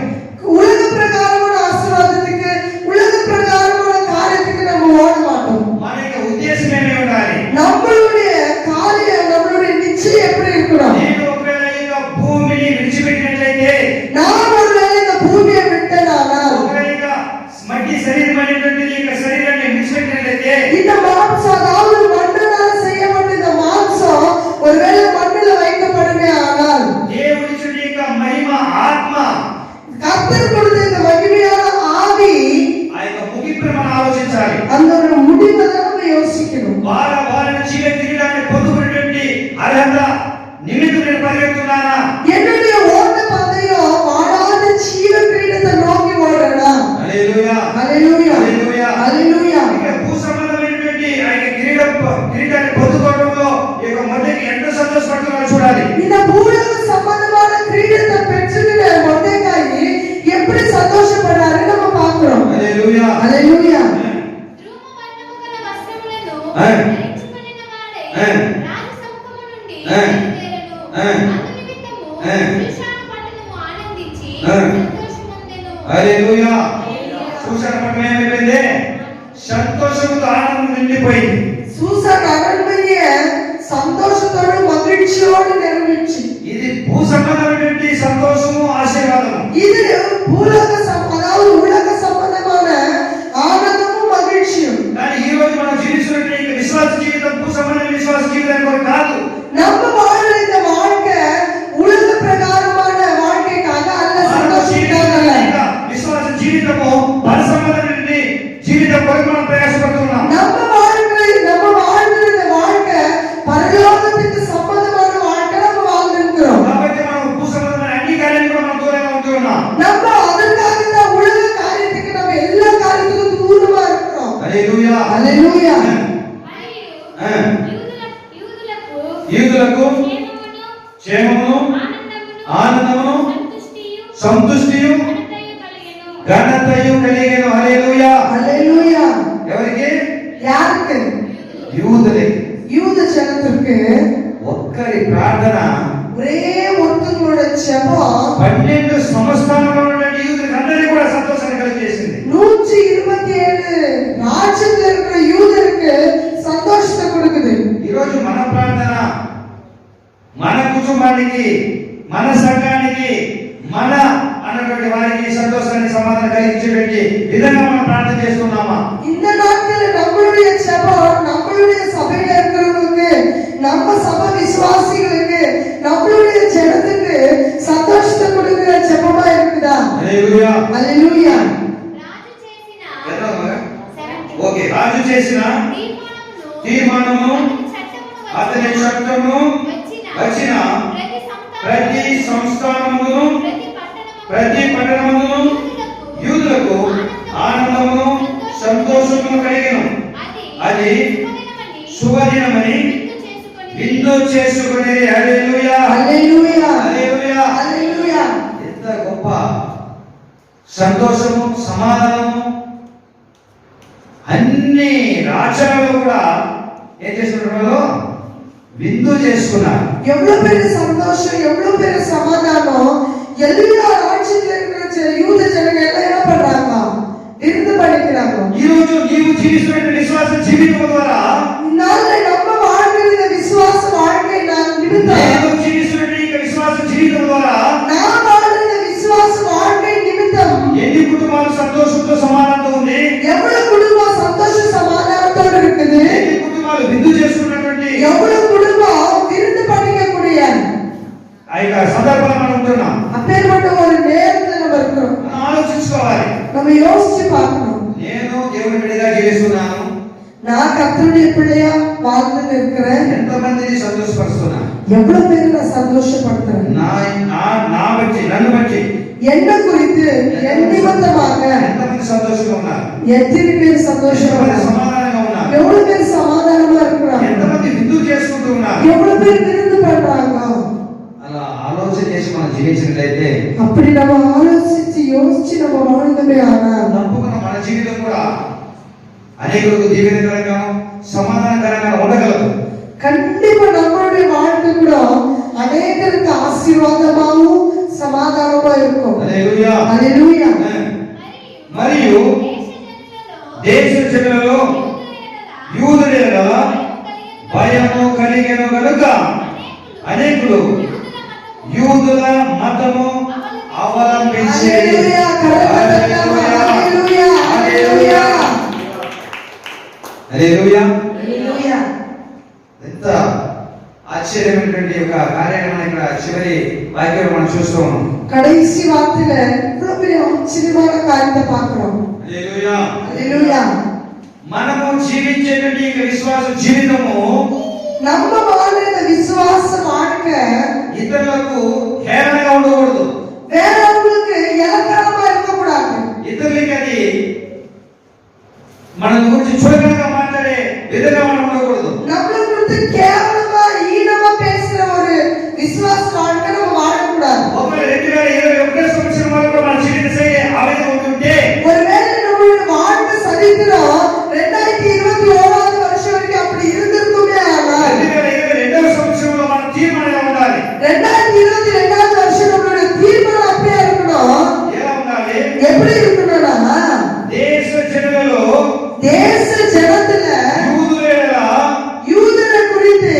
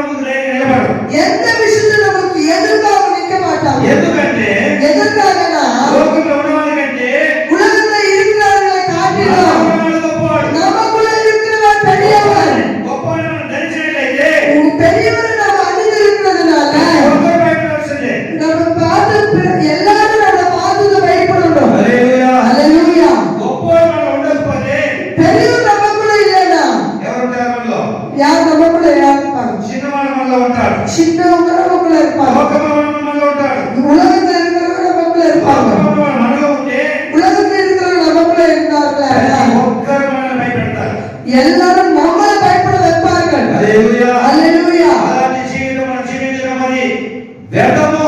அப்பேற்பட்ட வாழ்க்கை நம்ம வாழ்ந்து அது விருதா. హల్లెలూయా. அல்லேலூயா.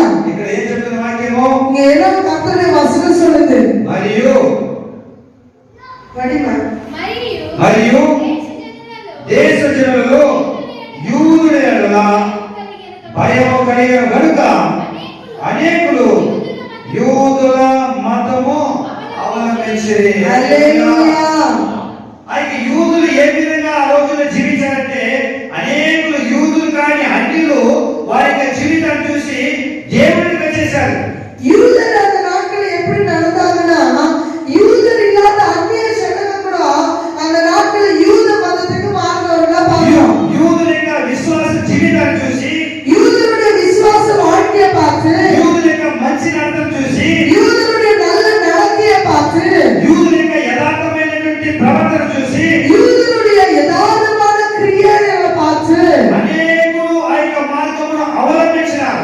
அநேகர் அவர்களுடைய மார்க்கத்தின் வழியை அமைந்தார்கள். ఈ రోజుల్లో మన యొక్క నడత చూసి ఎంతమంది మతపరమైన సరి రావడానికి సిద్ధపడుతున్నారు. இந்நாட்களில் நம்மளுடைய நடக்கையை பார்த்து எத்தனை பேர் கர்த்தருடைய சமூகத்துக்கு வரதுக்கு தயாராகிறாங்க. ఒకవేళ 2021 సంవత్సరంలో నిన్ను చూసి ఎవరు నీ యొక్క నడత చూసి నీకు విశ్వాస జీవితాన్ని చూసి నిన్ను దేవుని సన్నిధికి రావడానికి వెంబడించకపోతే, ஒருவேளை 2021 வருஷம் வரைக்கும் நம்மளை பார்த்து நம்மளுடைய நடக்கையை பார்த்து கர்த்தருடைய சமூகத்துக்கு வராது இருந்திருப்பார்களே. ஆனால் ఒకవేళ 22వ సంవత్సరంలో కూడా ஒருவேளை 2022 வருஷத்துல கூட 2 నెలల వరకు కూడా 2 மாசம் வரைக்கும் ఎవరు నిన్ను వెంబడించకపోతే, யாரும் உன்னை பின்பற்றாமல் இருந்தார்களே. నీ ஆனால் మంచితనాన్ని చూసి, உன்னுடைய நல்லதை பார்த்து, నీ విశ్వాస జీవితాన్ని చూసి, உன்னுடைய விசுவாச வாழ்க்கையை பார்த்து, నీ యథార్థతను చూసి, உன்னுடைய யதார்த்தமான காரியத்தை பார்த்து ఇక 3వ నెల నుండి இந்த 3வது மாசத்துல இருந்து నిన్ను అన్యులు వెంబడించేటువంటి జీవితం జీవించాలి. அந்நியர் உன்னுடைய நடுக்கில வர மாதிரி நீ வாழ்க்கை வாழணும். ఇక నరకం చూసి అనేకులు నిన్ను వెంబడించే విధంగా నడుచుకోవాలి. உன்னுடைய நடக்கை பார்த்து அநேகர் உன்னை பின்பற்றுவர்களா நீ நடக்கணும். దయచేసి தயவு செய்து ఎస్తేరు 8వ అధ్యాయంలో எஸ்தருடைய 8வது அதிகாரத்துல మనం నేర్చుకోవాల్సిన ఒక సత్యం, நம்ம கத்துக்க வேண்டிய ஒரு சத்தியம், నిన్ను నన్ను చూసి உன்னையும் என்னையும் பார்த்து ఈ యొక్క వాక్యాన్ని ఈ యొక్క సత్యాన్ని విన్న తరువాత இந்த సత్యத்தை இந்த வார்த்தை கேட்ட பிறகு నీలో నాలో రానున్న మార్పును బట్టి, உனக்குள்ள எனக்குள்ள வர வேண்டிய மாற்றத்தை பற்றி, విశ్వాస జీవితం ఒక మార్పుని బట్టి விசுவாச ஜீவிதத்தை மாற்றத்தை பற்றி అనేకులు మనల్ని అవలంబించే విధంగా మనం నడుచుకోవాలి. அநேகர் நம்ம பின்பற்றும் விதமாக நம்ம நடக்கணும். హల్లెలూయా. அல்லேலூயா. అలాంటి జీవితాన్ని జీవించినట్టుగా அப்பேற்பட்ட ஜீவிதத்தை ஜீவிக்கிறதுக்காக దేవుడు మనకు సహాయపడుగాక. கர்த்தர் நமக்கு உதவி செய்வாராக. హల్లెలూయా. அல்லேலூயா. మన దేవుడు దీవించుగాక. கர்த்தர் இந்த வார்த்தைகளை ஆசீர்வதிப்பாராக. దయచేసి మన విలువలు మాత్రమే కాకుండా நம்ம இந்த வார்த்தை கேட்டவர்களா மாத்திரமல்லாமல் ఈ వాక్యానుసారంగా నడిచి இந்த வார்த்தை பிரகாரமாக நடந்து అనేకులు మనల్ని వెంబడించే జీవితాన్ని మనం జీవించే విధంగా அநேகர் நம்ம பின்பற்றுகிற ஜீவித வாழ்க்கை நம்ம ఈ రోజు మనం దేవుని సమర్పించడం ప్రార్థన చేసి జీవిస్తాం. இந்த நாள் முதற்கொண்டு அப்படி நம்மளே ஒப்பு கொடுத்து ఎస్తేరు ఏ విధంగా రాణి స్థానంలో ఉండి కూడా எஸ்தர் எப்படி ராணியோட ஸ்தானத்துல இருந்து கூட రాజు తన భర్త కాళ్ళ మీద పడి ராஜாவா இருக்கிற தன்னுடைய கடவுளுடைய கால் மேல விழுந்து కన్నీరు కార్చుకుంటూ அழுது புலம்பி యూదుల కొరకు ప్రార్థన చేసిందో, யூதருக்காக செபித்தார்களோ అదే విధముగా அதே மாதிரி దేవుని బిడ్డగా ఉన్న మనము కూడా கர்த்தருடைய பிள்ளைகளா இருக்கிற நம்ம கூட దేవుని పాద సన్నిధిలో సంఘమునికి వచ్చి கர்த்தருடைய பாத வைக்கிற இடமா இருக்கிற சபைக்கு வந்து కన్నీరు కార్చి கண்ணீர் விட்டு ప్రార్థన చేసి ஜெபித்து దేవుని రాకడకు கர்த்தருடைய வருகைக்கு అనేకులను அநேகரை సిద్ధపరచబెట్టి ஆயத்தப்படுத்துகிற జీవితాన్ని మనం జీవించుదాం. வாழ்கிற வாழ்க்கையில ఆ வாழலாம். ప్రకారంగా దేవుడు చేసి నడిపించిన గాక. அந்த విధமா கர்த்தர் நம்மளை செய்து நடிப்பிப்பாராக. దయచేసి మనం మోకరించుకుందాం. தயவு செய்து நம்ம எல்லாரும் முழங்கால் படிக்கலாம். సమయం 12:30 అవుతుంది. நேரம் 12 ఇక కొద్దిసేపు మనం ముగించుకోబోతున్నాం. இந்த கொஞ்ச நேரத்துல நம்ம முடிக்க போறோம். దేవుని యొక్క బల ఆరాధనలో మనం పాలుపంపులు రాబోతున్నాం. కర్తృடைய రాబోచనத்துக்குள்ள நம்ம போக போறோం. హల్లెలూయా. మనం ఆయుధపరచుకోవాలి. நம்மளை ஆயத்தப்படுத்திக்கலாம். దయచేసి వాక్యాన్ని మనం చదువుకుందాం. దయவு செய்து కర్తృடைய వాక్యాన్ని మనం ధ్యానించலாம். కొరింథీయులకు రాసిన మొదటి పత్రిక 1 కొరింథీయర్ முதலாவது కొరింథీయర్ 11వ అధ్యాయము 11వ అధికారం 23వ వాక్యం మనం చదువుకుందాం. 23వ వచనంలో పఠించండి. నేను మీకు అప్పగించిన దానిని ప్రభువు వలన పొందితిని. హల్లెలూయా. ఏదైతే ఈ యొక్క కార్యాన్ని దేవుడు మనకు అప్పగించినాడో, ఈ యొక్క దేవుడు మనకు అప్పగించే ఈ కార్యాన్ని ఆయన మనకు కేవలం అప్పగించలేదు, తండ్రి చేత ఆజ్ఞ పొంది ఈ యొక్క కార్యం మనకు అప్పగించినాడు. எந்த காரியத்தை கர்த்தர் நம்ம கையில ஒப்பு கொடுத்திருக்காரோ அது சும்மா கர்த்தர் கொடுத்துடல, பிதாவாகிய தேவனுடைய சித்தத்தை பெற்றுக்கொண்டு இந்த காரியத்தை நமக்கு கொடுத்திருக்கிறார். ప్రభు అయిన యేసు తాను అప్పగింపబడిన రాత్రి ఒక రొట్టెను ఎత్తుకొని కృతజ్ఞతలు చెల్లించి దాన్ని విరిచి, ఇది మీ కొరకైన నా శరీరము, నన్ను జ్ఞాపకం చేసుకున్నకై దీన్ని చేయమని చెప్పాను. హల్లెలూయా. ఎప్పుడైతే యేసుక్రీస్తు వారు మరి శిలువ ప్రాణం మీదకి వేరడానికి అప్పగించుకున్నాడో ఆ రాత్రి జరిగినటువంటి ఆ యొక్క సంభాషణ మనం ఇక్కడ చూస్తూ ఉన్నాం. எப்போ கர்த்தராகிய இயேசு கிறிஸ்து தன்னுடைய ஜீவனை அந்த சிலுவை மீது விடுறதுக்கு முன்னாடி ராத்திரி இந்த காரியத்தை செய்ததாக நம்ம பார்க்கிறோம். ఆ రాత్రి 2 సార్లు దేవుడు ప్రార్థన చేస్తూ ఉన్నాడు. அந்த ராத்திரி 2 டைம் கர்த்தர் ஜெபிக்கிறார். తండ్రి నీ చిత్తమైతే ఈ గిన్నె నా నుండి తొలగించు. பிதாவே உம்முடைய சித்தமா இருக்குமானால் என்கிட்ட இதை விலக்குங்கன்னு சொல்லி. కానీ నా చిత్తం కాదు తండ్రి, ஆனா என்னுடைய சித்த பிரகாரமாக నీ இல்ல, చిత్తమే నెరవేరని. உம்முடைய சித்தம் மாத்திரம் நிறைவேறட்டும். హల్లెలూయా. హల్లెలూయా. కాబట్టి తండ్రి యొక్క చిత్తానికి ఎంతగా తగ్గుతానో అప్పగించుకుంటున్నాడో ఈ సత్యాన్ని కూడా మనం గ్రహించాలి. எப்படி கர்த்தர் பிதாவாகிய தேவனுடைய சித்தத்துக்கு எவ்வளவு தன்னை ஒப்பு கொடுக்கிறாருன்னு இந்த காரியத்துல நம்ம பார்க்கிறோம். ఈ సమయంలో మనం కూడా మన యొక్క ప్రాణాత్మ శరీరాన్ని దేవుని యొక్క శరీరం సమర్పించుకునేటువంటి బాధ్యత మనం కలిగి ఉన్నాం. இந்த நேரத்துல கூட நம்மளுடைய ஆவி ஆத்மா சரீரத்தை கர்த்தருடைய சித்தத்துக்கு ஒப்பு கொடுக்கிற நேரத்துல நம்ம இருக்கிறோம். ఆ ప్రకారమే భోజనమైన పిమ్మట పాత్ర ఎత్తుకొని, ఈ పాత్ర నా రక్తం వలన కొత్త నిబంధన, మీరు దీనిలోనిది త్రాగునప్పుడల్లా దీనిని చేయమని చెప్పాను. హల్లెలూయా. హల్లెలూయా. భోజనమైన పిమ్మట ఆయన ఒక పాత్ర ఎత్తుకొని, ఇది ఆయన కొత్త నిబంధన రక్తము, కాబట్టి ఈ కార్యాన్ని మీరు చేయాలి అని చెప్తున్నాడు.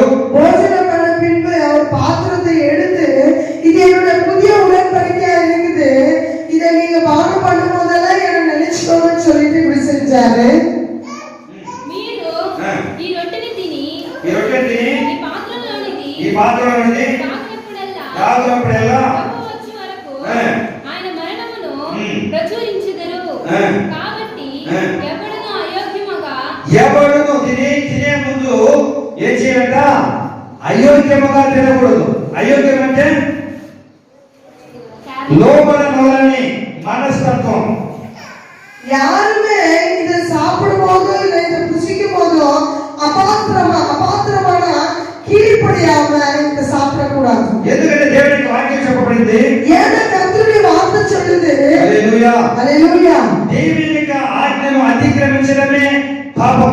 కట్టளையை మీరితే పాపం. హల్లెలూయా. హల్లెలూయా. దేవుడు ఏమంటున్నాడు?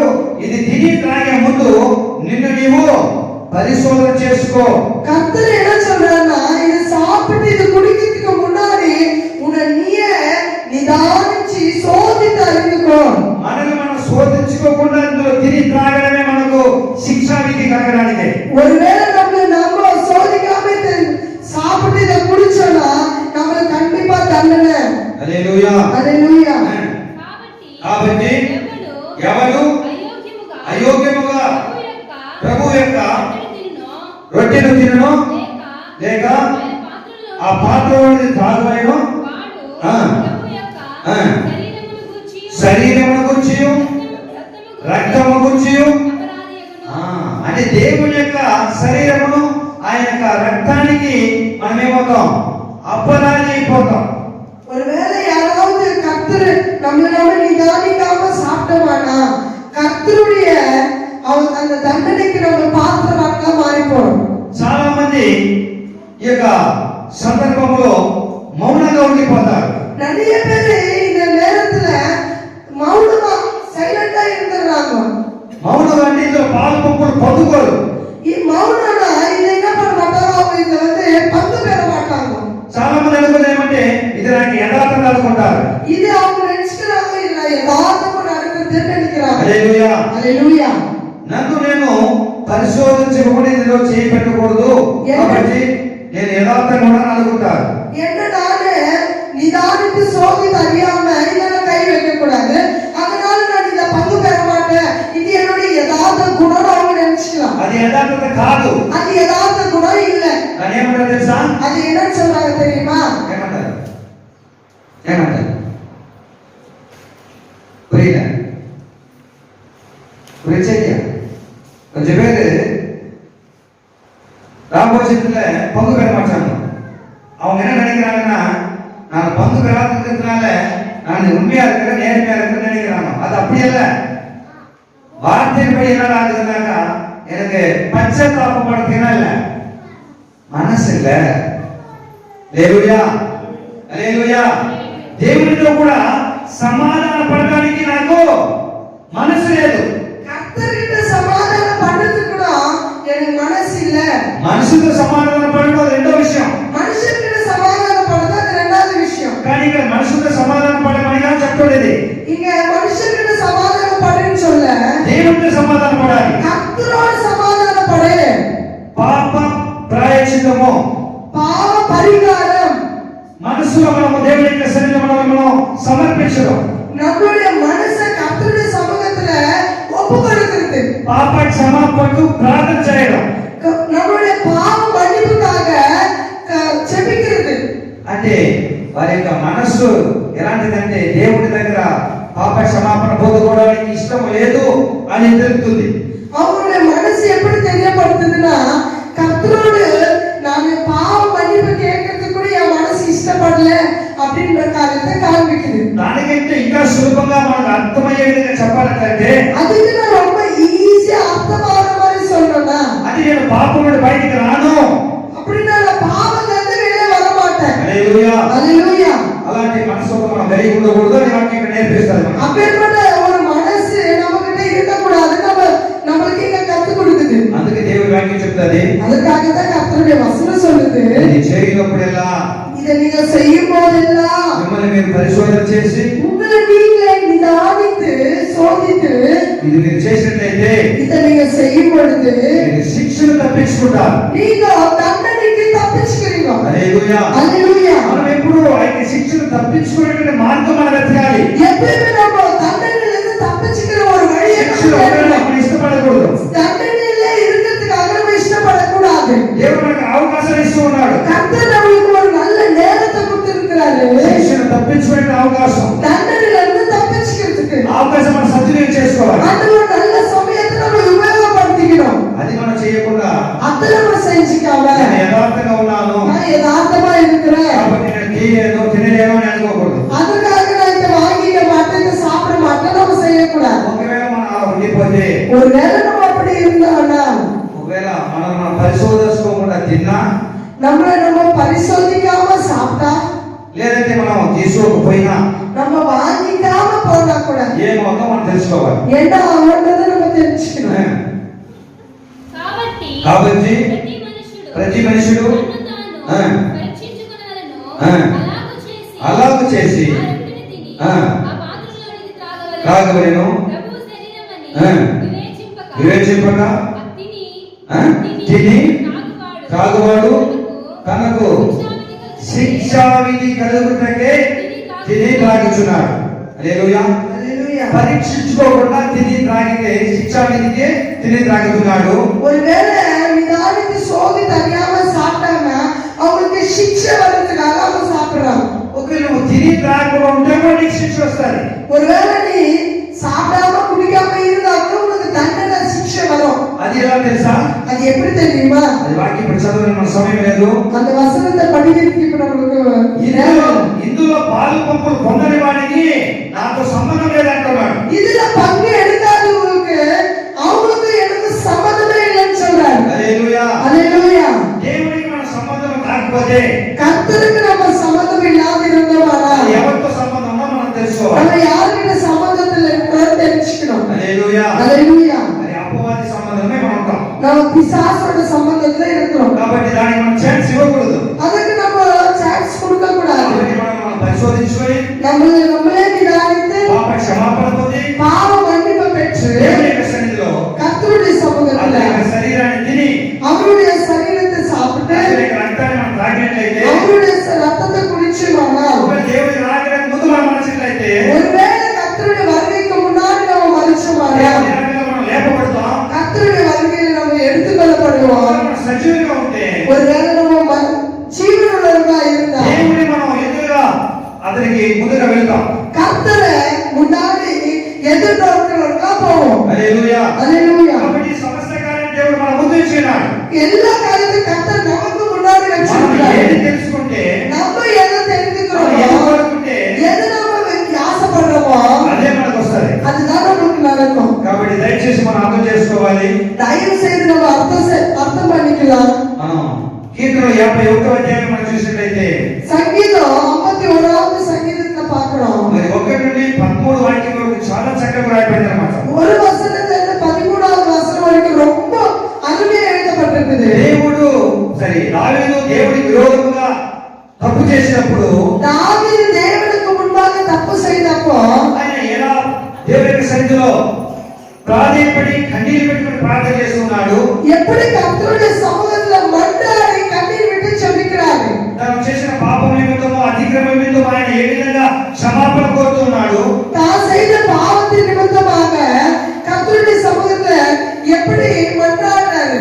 మరి అలాంటి భయంకరమైనటువంటి పాపం చేసిన ఒక వ్యక్తి அப்படி பயங்கரமாக பாவம் செய்த ஒரு மனுஷன் మరి 13వ అధ్యాయం మనం చూసినట్లయితే 13வது வசனத்தை நம்ம பார்க்கிறோம். అద్భుతమైన కార్యాన్ని అక్కడ చెప్తున్నాడు. அந்த அற்புதமான காரியம் அங்கே எழுதப்பட்டிருக்குது. సరే 13వ వాక్యం చదువుకుందాం. ஒரு நிமிஷம் 13வது வசனத்தை படிக்கலாம். అప్పుడు అతిక్రమము చేయవానికి నీ త్రోవను ఎవరు? దావీదు బోధిస్తాడంట. யாரு போதிக்கிறது? தாவீது போதிக்கிறார். అంటే ఈ యొక్క అధ్యాయము ఏ స్థితిలో రాశాడో మనం చూసినట్లయితే, இந்த அதிகாரத்தை எப்படிப்பட்ட ஒரு நிலைமையில அவரு எழுதினாருன்னு பார்த்தோம்னா చదువుకున్నాం పైన அதாவது வசனத்துக்கு மேல ఒకటే వాక్యం వెంట పైన 1வது வசனத்துக்கு மேல ప్రధాన గాయకునికి దావీదు బెత్షెబా యొద్దకు వెళ్ళిన తరువాత నాతాను ప్రవక్త అతని యొద్దకు వచ్చినప్పుడు అతడు రచించినటువంటి కీర్తన. హల్లెలూయా, హల్లెలూయా, హల్లెలూయా. హల్లెలూయా. భయంకరమైన ఒక పాపం వచ్చేసి பயங்கரமான ஒரு பாவம் செய்து ఏమీ చేయలేదు అన్నట్టుగా జీవిస్తున్నటువంటి సమయంలో ஒண்ணுமே பண்ணல அப்படின்ற நேரத்துல నాతాను ప్రవక్త వస్తున్నాడు.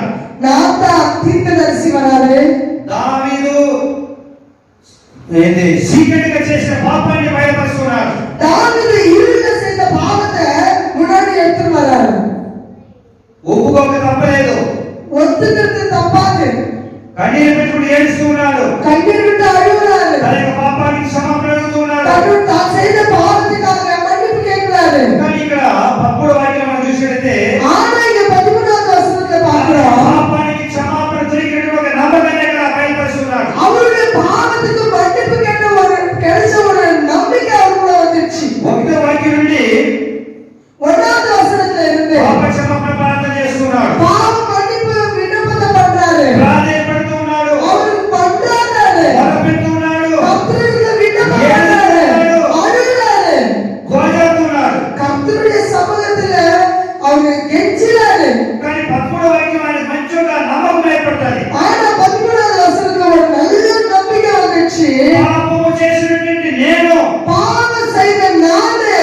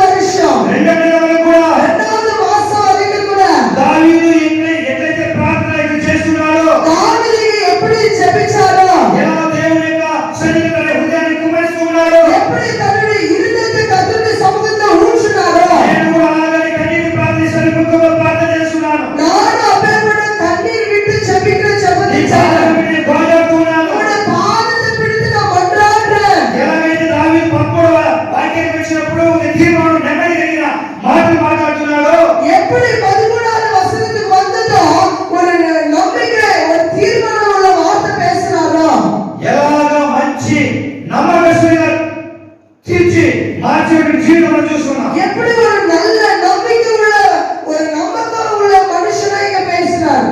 నా మాటలు విని, என்னுடைய வார்த்தை கேட்டு, నా సాక్ష్యం విని என்னுடைய சாட்சி கேட்டு అనేకులు వెంబడిస్తారు. அநேகர் பின்பற்றுவார்கள். చదువుకుందామా? ஒரு வாட்டி படிக்கலாமா? అప్పుడు అతిక్రమము చేయవారికి నీ త్రోవలను బోధించెదను, పాపులను నీ తట్టు త్రిప్పుదురు. తిరుగుదురు. హల్లెలూయా. హల్లెలూయా. నా యొక్క సాక్ష్యాన్ని విని, నా యొక్క మాటలు విని అనేకులు నీ తట్టు తిరుగుతారయ్యా.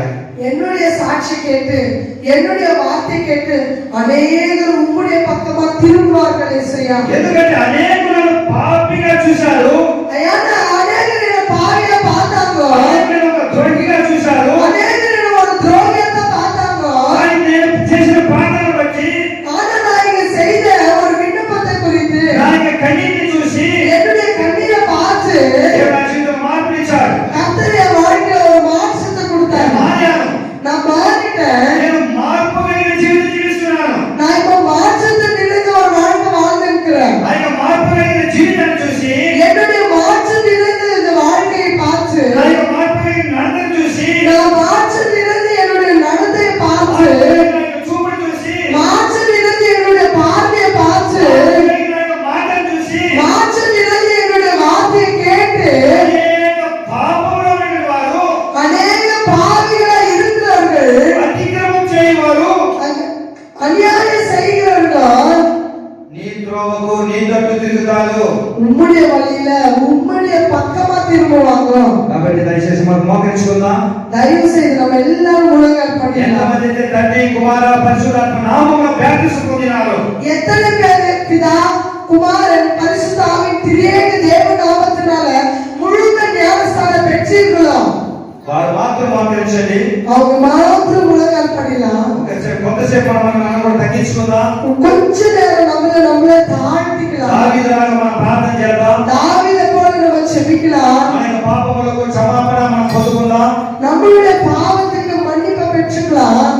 మన యొక్క క్రియల ద్వారా అనేక మార్పు పొందగలరు అనేటువంటి విషయాన్ని మనం నమ్మకంగా తీసుకొని நம்மளுடைய கிரியைகள் நிமித்தம் அநேகரே மன்னிப்பை பெற்றுவார்கள் ஒரு நம்பிக்கை பெற்றுக்கொண்டு దేవుని యొక్క బలాలను మనం పొందుదాం. கர்த்தருடைய ராஜ்யத்துல நம்ம பங்கு பெறணும். ఆయన యొక్క శరీరమైనటువంటి ఈ రక్షణను, அவருடைய சரீரமா இருக்கிற இந்த அப்பத்தையும், ఆయన రక్తముగా ఉన్నటువంటి ఈ ద్రాక్షరసమును அவருடைய ரத்தமா இருக்கிற திராட்சரசத்தையும் దేవుడు ఆశీర్వదించి, கர்த்தர் ஆசீர்வதித்து, హల్లెలూయా, ஹல்லேலூயா, జీవించే విధముగా దేవుడు గొప్ప కార్యం చేయను గాక. கர்த்தர் ஆசீர்வதித்து நடத்துற விதமா நம்ம ஜெபிக்கலாமா? మనందరం మోకరించి ప్రార్థన చేసుకుందాం. நாம எல்லாரும் முழங்கால் பண்ணிட்டு ஜெபம் பண்ணலாம். హల్లెలూయా. అందరూ కూడా నోరు తెరిచి దావీదులాగా 51వ కీర్తనలో దావీదు ఏ రీతిగా ప్రార్థన చేస్తున్నాడో మనం కూడా ప్రార్థన చేసి మన యొక్క పాపానికి మన క్షమాపణ పొందుకొని